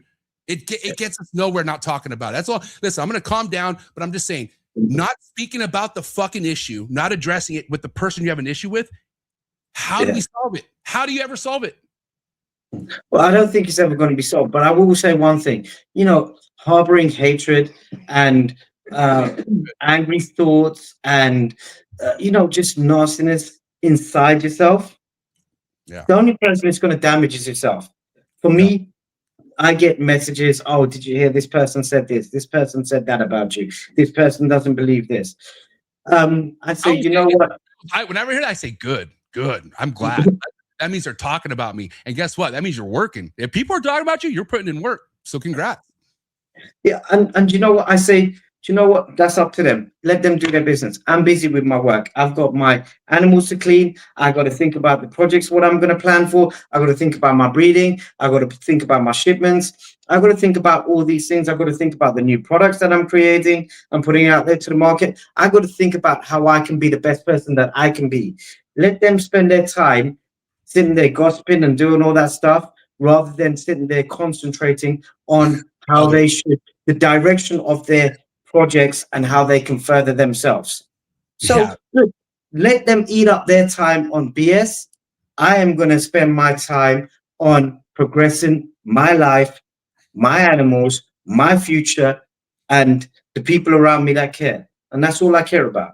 Yeah, and to the individuals in these chats or whatever, any situation, like, I hope you got all your work done. Like, I hope while you're typing away, doing what you're doing, I hope all this work, family, I hope that's all taken care of, because you must have quite some time on your hands to be sitting there chit-chatting about other people's work when you don't focus on your own work. You know what I'm saying? Like, again, it's beyond me, but I can't teach people to be a certain way. God, dude, do you?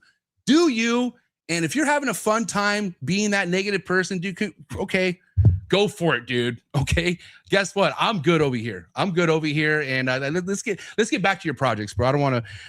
I think the point was proved. But yeah, do you have anything else you want to close off on this? Yeah, can I just add one thing? Don't you find, MJ, that those negative people hang around other negative people and they all just pull themselves down, right? Those positive people pull each other up and they're going somewhere. So that's the difference between that's the gradient with people that are going somewhere and people that, hey, they spend too much time worrying about what someone else is doing and being negative about people. Whereas the people that go up will sit there and discuss the projects and sit there and work together and really elevate themselves and elevate other people around them. I'll leave it on that, but thank you for bringing that up. I really appreciate it. And I will say this too. Hate is like a fucking turd that floats up to the top. Hate only comes from the bottom, dude. All right. That shit talking, it all only senses from the bottom department of what we do. So why would you want to be associated with that? Like, out of all the departments you could be in this hobby, why be a part of that? Like, what the fuck? And to like share that with fellow friends. Hey man, I'm part of this group chat. We shit on this breeder all the time. Like, dude, what a flex. Anyways, we're moving on. All right.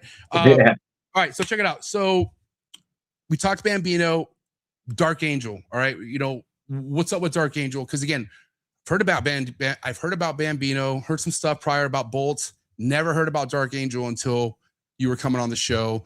So inform us, what's Dark Angel all about? So Dark Angel, I got from a project that came from a blackhead that I got from Ralph. So I was shipping him with Ralph Davis.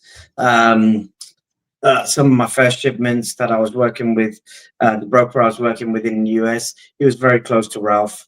And I got a number of projects in.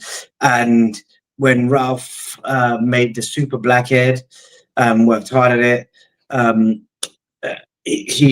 I purchased a load off of him and also brought them into the UK. I was the first person to bring them into the UK. I loved the project. And I was of the fortunate situation back then to get quite a few blackheads in. And I saw one blackhead female that really stood out different to me.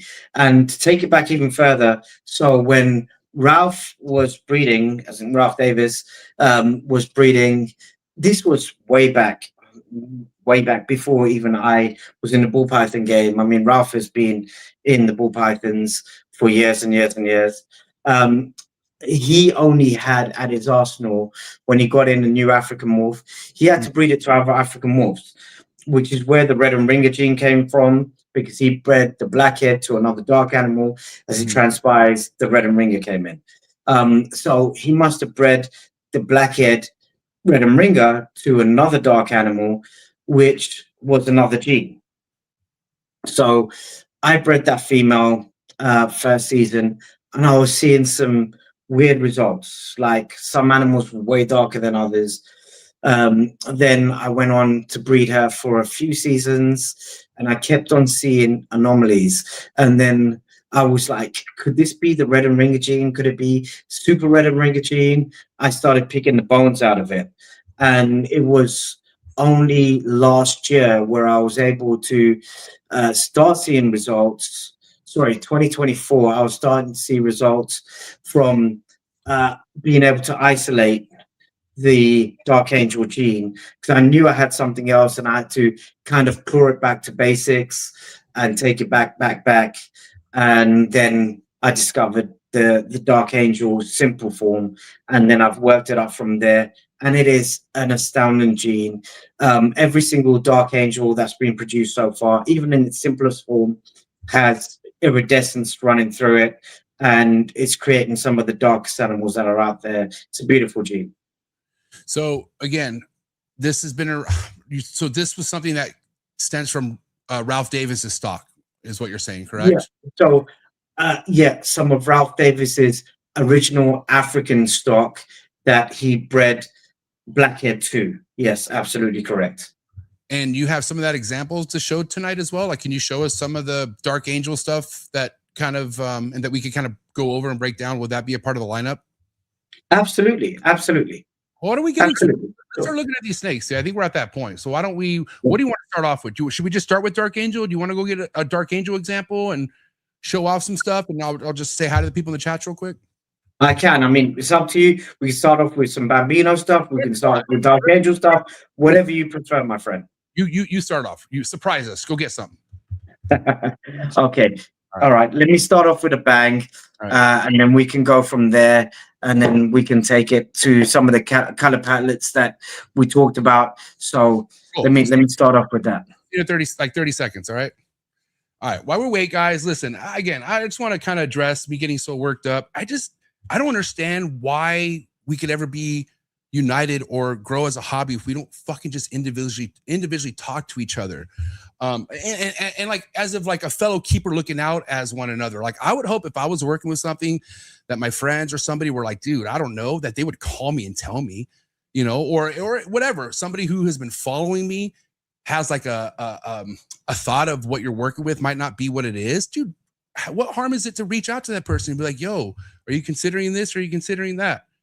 I mean, that's the direction this hobby should be heading, is like, dude, pick up the fucking phone or at least directly hit them up. I know the phone isn't so popular now in 2026, but dude, message the person, you know? And again, this is just one of many, many, many examples, guys. I don't want people to think that this example is to direct the person I was talking to in the chats. And I have nothing against Grant.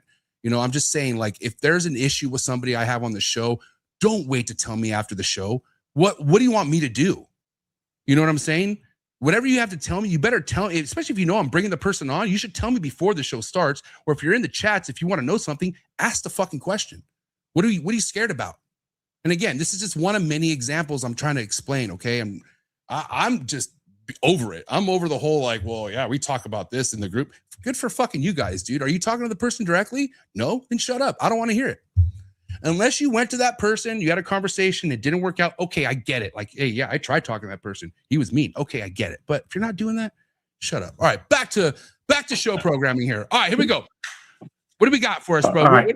So we spoke about the animal that Justin first got. So I thought it would be appropriate to bring the sibling out, you know. All right, I'm gonna give you a big screen so people can see it. So go ahead. Okay. So this is the animal that Justin from Ozark. This is the brother to the animal. So can you guys see that? Is that clear? Yeah, that looks good. Yeah, as long as you just kind of keep it right. Oh, no, go over to the right more. Right now, go towards you. There we go, right there. That's good. That's good. That's Okay. good. That's good right there. Yeah, go. Okay. Can you turn the light on, please? Okay, so this is a Bambino hurricane, and that's it. Just a simple 2-gene combination. Sorry, I've just moved around the stand a bit too much. It's come loose. So KP's there in the background, just trying to tighten it. Sorry about this, MJ. Technical hitch. Okay, so this is a Bambino hurricane, and that's it. Just a 2-gene simple combo. Just hold it for a second. You can turn the lamp. Okay, so I'm sorry. That's a Bambino. What again? Hurricane. That looks exactly like what Justin had at his table. Okay, keep going. Yeah. So this is the sibling to his one. But if you see this as a baby, which I can show you later on, you can see that this was much darker as a baby, and now as it's grown, the colors have really come through. They've changed. But look at those. That's what I call the Space Invaders. Those crazy patterns. And this is why Bambino is great, because it's so expressive just on its own. This is a simple 2-gene combo, and it can be this explosive. And I reckon it's explosive. You know, some of the telltale traits are the dorsal pattern is really crazy, but the side pattern, I mean, that is so busted up. It's such a fight. It's beautiful, in my opinion. Can you bring the camera back just a little bit, just so we can see more? Yeah. We're seeing, I see it. Yeah, just a little bit. Yeah, there you go. That's perfect. All right. Yeah. Okay. Sorry. No, you're okay. You're okay. So go ahead and continue. Yeah, go and break down. So, can you see all the? Yeah, we can see it good. How broken the pattern is. It's crazy. And this animal started off quite dark, and it's really lightened up in color. I suppose that's the hurricane playing in it. The dorsal is really striped out, but it's also ditty as well, and it's got some breaks in it, like the little holes in the dorsal as well. But this is the sibling boy to Justin from Ozark's Clutch. That's awesome. But it's crazy how it fights with the hurricane. Hurricanes are really strong. Yeah, that's just real. Hurricane's a fucking pretty dominant gene. You know what I'm saying? So for Bambino to throw this much hurricane off a little bit, but still keep the pattern looking neat and colors are great. Yeah, I think this is like a solid concrete foundation right here for any project, to be honest. Yeah, absolutely. All right, what do you got next? And I'll show you this one. I'll show you it's like following from this one. I'll show you its son. All right. Let me just grab it. You're good. Yeah. All right, he's gonna go get that other snake. I'm curious to see what the Dark Angel looks like, to be honest. Because, you know, I don't know, I like dark stuff a lot. So we'll see, man. Listen, if you guys are watching, man, we've had just shy of 70 people, but if you're part of the 50 people watching, smash that like button, dude. Especially if you are enjoying this episode. Yeah, dude, hit that like button. And if you haven't subscribed already, hit that subscribe button. That does a lot more for the channel than you think. Those two small, simple things, like, and if you subscribe, dude, let's put the reptile game on the map out there, guys. Let's go day by day. Appreciate the love and support. You guys are awesome. And then also, dude, let me know what you guys are feeling the most out of each snake he's going to break down and show us. And I welcome any feedback. Like, what are your guys' opinions on the Bambino, all the stuff? Don't be shy in the chats, man. It's all good. I'm not going to say you're safe, but you're welcome to talk. Say it. You know what I'm saying? All right, here we go. He's back. All right, what do we got here, buddy? Okay, so this is just one layer on top. So you were saying about contrast and bringing in those lighter color genes as well. So this is just, this is the son to that boy, bred back to the same mom. This is just with entry on top. And look how the pattern is even more crazier, you know? There's even more of a fight with the entry on top. So it's really wild what's going on with this stuff and how how it's continually changing with just simple morphs on top. You don't need to layer it with loads of stuff to make it go wild. It is quite a wild gene in itself, and it really disrupts the color and pattern off of, you know, very simple mutations, but very dominant mutations. Enchi's a very dominant mutation.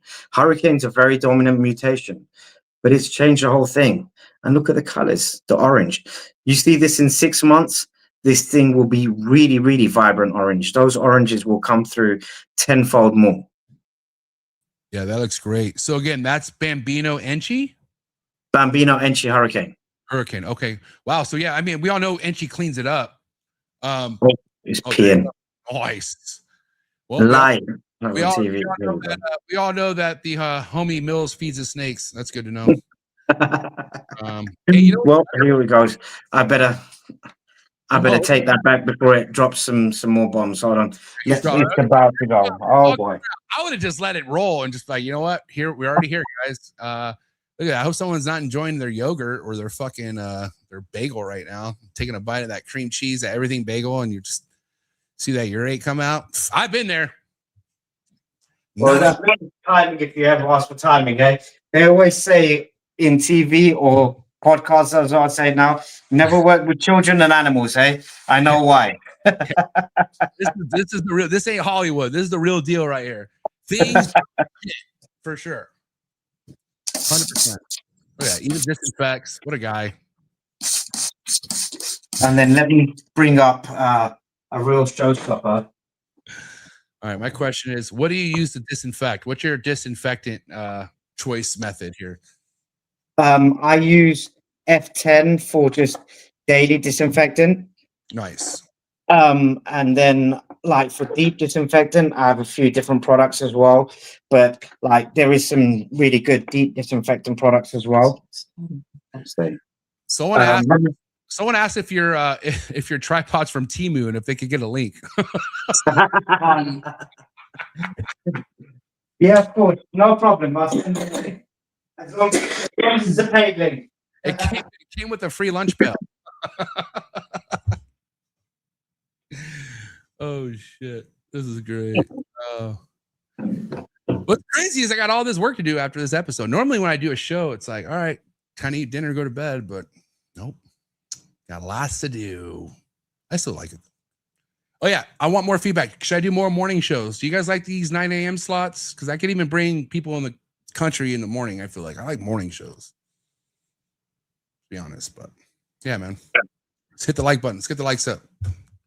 This episode deserves likes, I feel like, for sure. So shout out to Dickie Foster. What a name. Dickie Foster. Yeah. All right. What's next? So this is one of my main breeders, and this is the first Bambino clowns that I produced. And I think they're absolutely wild. Sorry, let me just wipe down this table. This mat, should I say? Fresh. Get all a pee from it. Okay, there we go. Okay, now this is rad. Like it's totally changed it. So, is the camera okay? Bring it down more, like the snake. Like bring it down. No, the snake. No, the camera's good. Yeah, there we go. Now bring it over a little bit more to your right. Now down a little bit more. Right there. That's perfect. Right there. That's good. Perfect. Yep, okay. Break it down. So this is Bambino black-haired clown, red and ringer. Wow. Okay. So I mean, have you seen so much disruption on a clown? Like that fat solid back, that pattern is totally obliterated, you know. Now, this Millz, how old is this snake? This snake is 2024. Wow. Okay. All right. It's a breeder male. Yeah. So that looks good, man. I mean, we all know how brown clowns can get. Like we know the direction they could take, and the fact that it's holding this much, Yep, and it's with blackhead as well. So it's with a dark color mutation on top of another dark color mutation, because Bambino itself is a dark color mutation. So it's color and pattern morph, the Bambino itself. But the head's totally washed. I like that. I like those eyes. It's crazy. It's the pattern bad as well. Are those green eyes like Enchy eyes? Am I tripping? Yeah, they look like Enchy eyes, huh? Well, that's what I was going to get. There is a chance that from the breeding that there could be Enchy in this, but both the siblings have Enchy, and I've bred one of the males, and there was no Enchy. This one is slightly lighter in color. There's a possibility of Enchy in this, and there's also a possibility, but I'm not sure. I've just got to breed this one more, that there could be the hitchhiker gene that came from the asteroid, but I don't think it is, because the pattern's not as blocky. The asteroid really blocks things up, but that's not a hitchhiker from the Bambino gene, would have been, but I don't think it's in this. But again, I'm not releasing any heck clowns that at the moment anyway, so only stuff that I'm sure of, and only stuff that I've produced that I know is just hets and straight Bambinos and stuff like that. But yeah, this is my own breeder male. What would be crazy is, like, let's say this does have Enchy in it, that means this snake would be even crazier if it didn't have Enchy. I've got a darker version to this. His sibling's much darker, which definitely doesn't have Enchy in it. But he's in shed. Oh, he's in shed? Yeah, but he's not in deep shed. I can bring him up. You can see how darker he is. Yeah, I'm curious. Just bring it real quick, and then Sure, let's go. We only have like 9 more minutes, so let's go to the next morph after that one. Let's see the one that doesn't have the Enchy, or past Enchy, whatever we're talking about. Sorry. Okay, shall I show them side by side? Or? Yeah, sure. Yeah. Show them by side. Okay, I'm going to leave this one here. I'm going to grab that one. 1 second.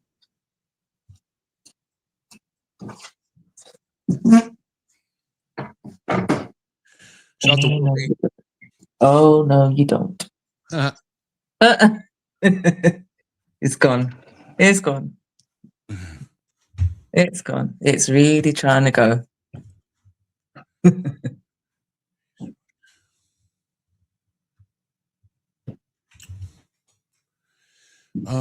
Yeah, shout out to Wolfie. Hey, Wolfie, I won't be going in March, dude. No Tinley for me. I don't think I'm going to Tinley till probably October. Now, if I do. But yeah, man, have fun at March. Whoever's going to I can't believe March is already almost here. It's crazy. Dude. Yeah, come on. Yeah. What's happening? Yes. All right. All right. Well, so you can see how much darker that is. And this one definitely doesn't have Enchy, but it still has green eyes, which is unusual. Oh, weird. Yeah, weird. But it definitely doesn't have Enchy, but you can see the pattern's pretty much the same when you lay them next to each other. Just darker. It's just darker, yeah. Just a shade darker. But that could be clutch mates? They're clutch mates, yeah. That could be polyism as well, How do you know for sure it does have Enchy then, if you haven't tested it? Like, how do you know for certain? What, the lighter one doesn't have Enchy? No. How do you show the darker one, and you said the one that is in shed for sure doesn't have Enchy. I'm wondering, how do you know that for sure if they're clutch mates? And they both have green eyes. Because this one's bred. What do you mean that one's bred? Oh, it's bred. Oh, gotcha. Yeah, I've had a clutch. Yeah. Got it. Okay, that makes sense. Yeah, okay. yeah. You got This one hasn't bred yet, so I'm going to start to put him into breeding. But this big boy over here, he's out of clutch, so I know he's not Enchy. Okay, boom. That answers that question. Cool, awesome. Yeah, I definitely see a darker shade. The eyes, though, man, I could have always sworn the green eyes was a good indicator of Enchy, but I've also been fooled like that before. I've also produced stuff that thought was Enchy and it wasn't Enchy because of the eyes. So I'm glad you showed this. Yeah. It is crazy. When I saw the eyes, I was certain that they must both be Enchy, but the proof is in the pudding, Yeah, 100%. All right, let's get to the next one. Okay, another Bambino, or you want to move to the Dark Angel? Did you say we had 9 minutes left for the show, or 9 minutes for Bambino stuff? I got like 6 minutes, and then it's my cutoff time. So we got like 6 minutes. Yeah. So let me show some Dark Angel then. Hey. Okay. Let me put these back real quick, and I'll grab a straight Dark Angel, and then I'll show you the masterpiece at the end. Yeah. I'm coming off a Reptile Super Show. My room is so dirty right now. I'm just got at least a good 5 hours of trap chores. Yeah. And then the gym. The grind never stops. It just never stops. Especially with kids. Oh my God. Nobody told me to have kids, but I did. Love it. Shout out to everyone who's having a good day out there or good evening. You know, I got some UK trappers in the building. Hope you guys are having a good night. And you know, got the homie in Sweden, Lucid Boreals. Hope you're doing all right, my guy. Anyone else globally tapped in? Thank you so much. Appreciate you keeping Trap Talk global. Coolest reptile network in the world. It's not the town. It's not the city. It's not the Providence. It's the world. Global. You know what I'm saying? Because of you guys. Appreciate it. And again, dude, listen, exclusive content. Join my Patreon. First link description below. Might as well give you guys some shout outs right now. Shout out to the sponsor. I do want to say again, shout out to PRAGUE Morphs. I should have shout out PRAGUE Morphs in the beginning, but I'm a little unorganized right now. Like I said, but PRAGUE Morphs, shout out to them and the other sponsors. Find all the link in the description below. You guys are awesome. Yeah, a lot of big things that come with me and PRAGUE Morphs for sure. And again, oh, dude, anyone tapped in from UK and Europe, if you're watching and you want to come on this show, dude, hit me up. I think I might start a new Europe series again. I really do, because I think Europe's that cracking. I really do. But hit me up. I got to know you motherfuckers want to come on. So reach out to me. And yeah, here we go. We got Dark Angel stuff now, or what's this here? Yeah, it's straight Dark Angels, so starting from the beginning. So you can see I've been able to isolate the gene.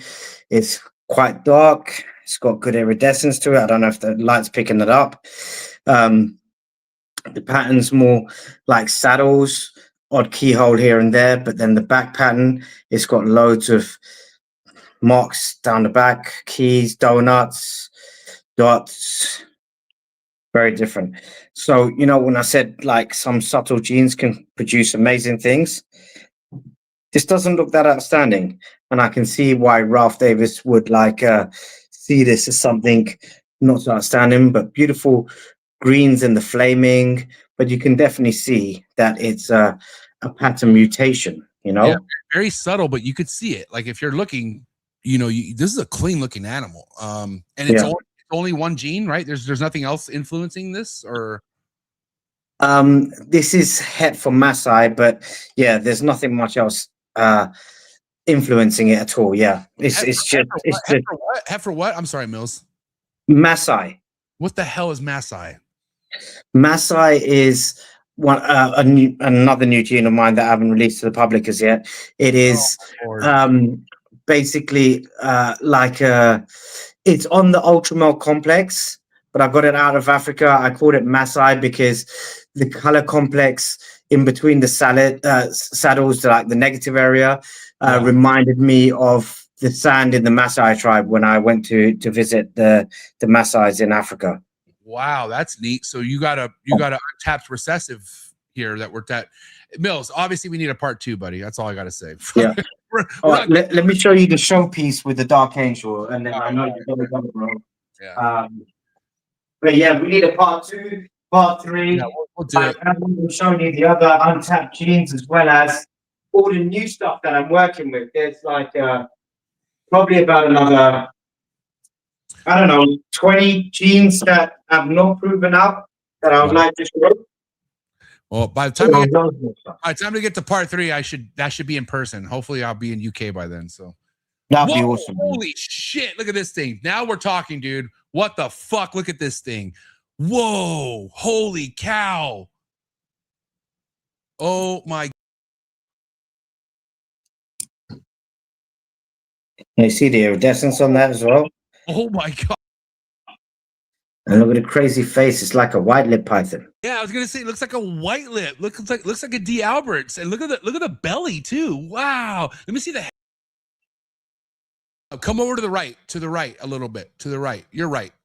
There we go. More. Right there. Yeah. Perfect. Oh my god. Look at the fucking head. Look at the eyes.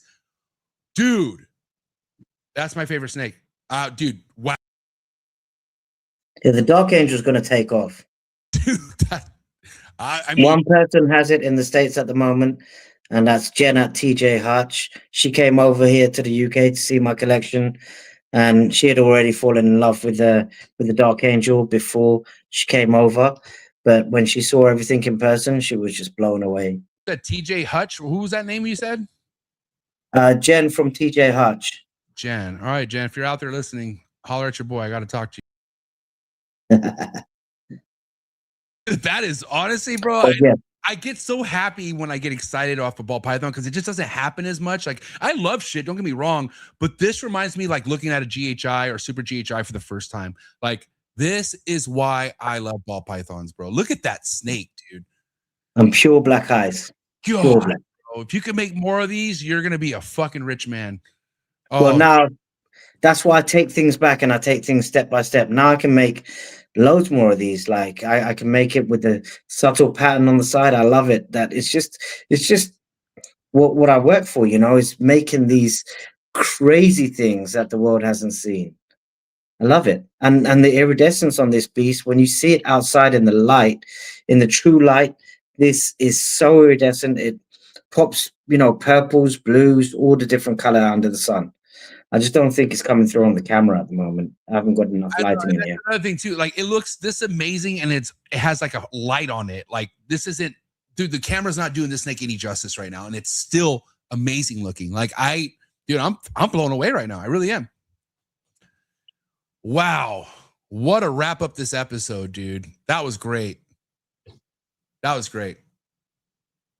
Yeah. I can't get over that head. Wow. Well, Millz, dude, this was an awesome episode. I didn't know what my expectations were. You know, I just wanted to hear you out. And dude, I love this episode. This was great. At the end of the day, man, yeah, you know, your hill of proven, having to prove a lot of your shit is pretty big, but you're climbing it and you're putting in the work. After what I just saw right now, hey, just keep doing what you're doing, buddy. That's all I got to say. Keep doing what you're doing 25 years deep, and it's showing. Like, I think you should just keep doing Millz, and we'll do a part 2 for sure. We'll revisit a lot more stuff that we didn't even get to discuss. And I'm going to make it out to the UK, man. I may not make it out this year, but promise you it's going to happen pretty soon. UK's been on my map for a while now. So, dude, great episode. Before we let you go, where can people reach out to you? Anyone who's wondering how they could contact you, why don't you let everyone know how they can reach you, Millz? Well, Reptile Pit, I think it's Reptile Pit 1 on Instagram. I'm on Instagram. I'm on Facebook. I'm on YouTube. If you type in Millz Reptile Pit, it should come up with all my social media. Yeah, cool. You know, there's plenty of ways. Just reach out to me, and I'm here. You know. Yeah, man. Listen, guys, if you're not already following Millz, you know, the Reptile Pit 1 on IG, please head over to the link in the description below. And I'm looking forward to bringing you on for a round 2. It's definitely going to happen. We'll be in touch. But guys, for now, give him a follow and give it up. It's a wrap from Millz, the Reptile Pit, ladies and gentlemen. UK. Thank you, MJ. Really appreciate it. Hey, dude. Keep doing big things. Appreciate you. Thank you. Thanks for everyone watching as well. All right. Have a good night. Thank you. You too. Thank you. Thank you. Good episode, man. Listen, if you could find ways to be excited of the ball python game, yeah, this gets me excited. And a lot of other things that get me excited about the ball python game, like this weekend at the Reptile Super Show. But again, man, tap in with Millz. Anyone in the UK who's curious about these projects, tap in with Millz. The guy seems very just open to speak to people. So yeah, man, shout out to Millz. Shout out to the Reptile Pit 1. If this is your first time listening, before you leave, hit that like button. I think this episode deserves all the likes it could get, man. There were 70 people. I should get at least 70 likes. Come on. Appreciate all the love and support. And again, shout out to all my sponsors. Shout out to PRAGUE Morphs, one of the best doing out of Europe right now. A lot of things happening right now as far as what they have going on with their new shed testing company. So make sure you give them a follow, PRAGUE Morphs. And go to their website, praguemorphs.com. And again, shout out to Morph Market Shipping, the #1 in the game. Morph Market's platforms, unbeaten, dude, and it's proven. So make your life easy. Buy your snakes on Morph Market and ship on Morph Market. Thank you so much, Morph Market and the entire Morph Market team. Shout out to Clutch, #1 organization app in the game. If you're coming to the ball python game, stay organized, stay fresh, stay ahead of the game. Go with Clutch. You won't regret it. And of course, shout out to the big dog, one of my biggest inspirations for sure. Just overall, how to be a good human in life. Justin Kabelko from Canova Reptiles. Find all the links in the description below. And again, shout out to the Reptile Super Show. Still coming off a high off the Reptile Super Show, man. But guess what? Your boy has lots to do. All these need to be done. That needs to be done. That needs to be done. ball pythons. Oh, dude, listen, I don't even know why I'm here right now. I got to go. Listen, you guys are beautiful. See you guys on the next one, On the Tree Tuesday. And again, appreciate all the love and support. Follow me on Instagram, Trap Talk 619, and I'll see you at the top.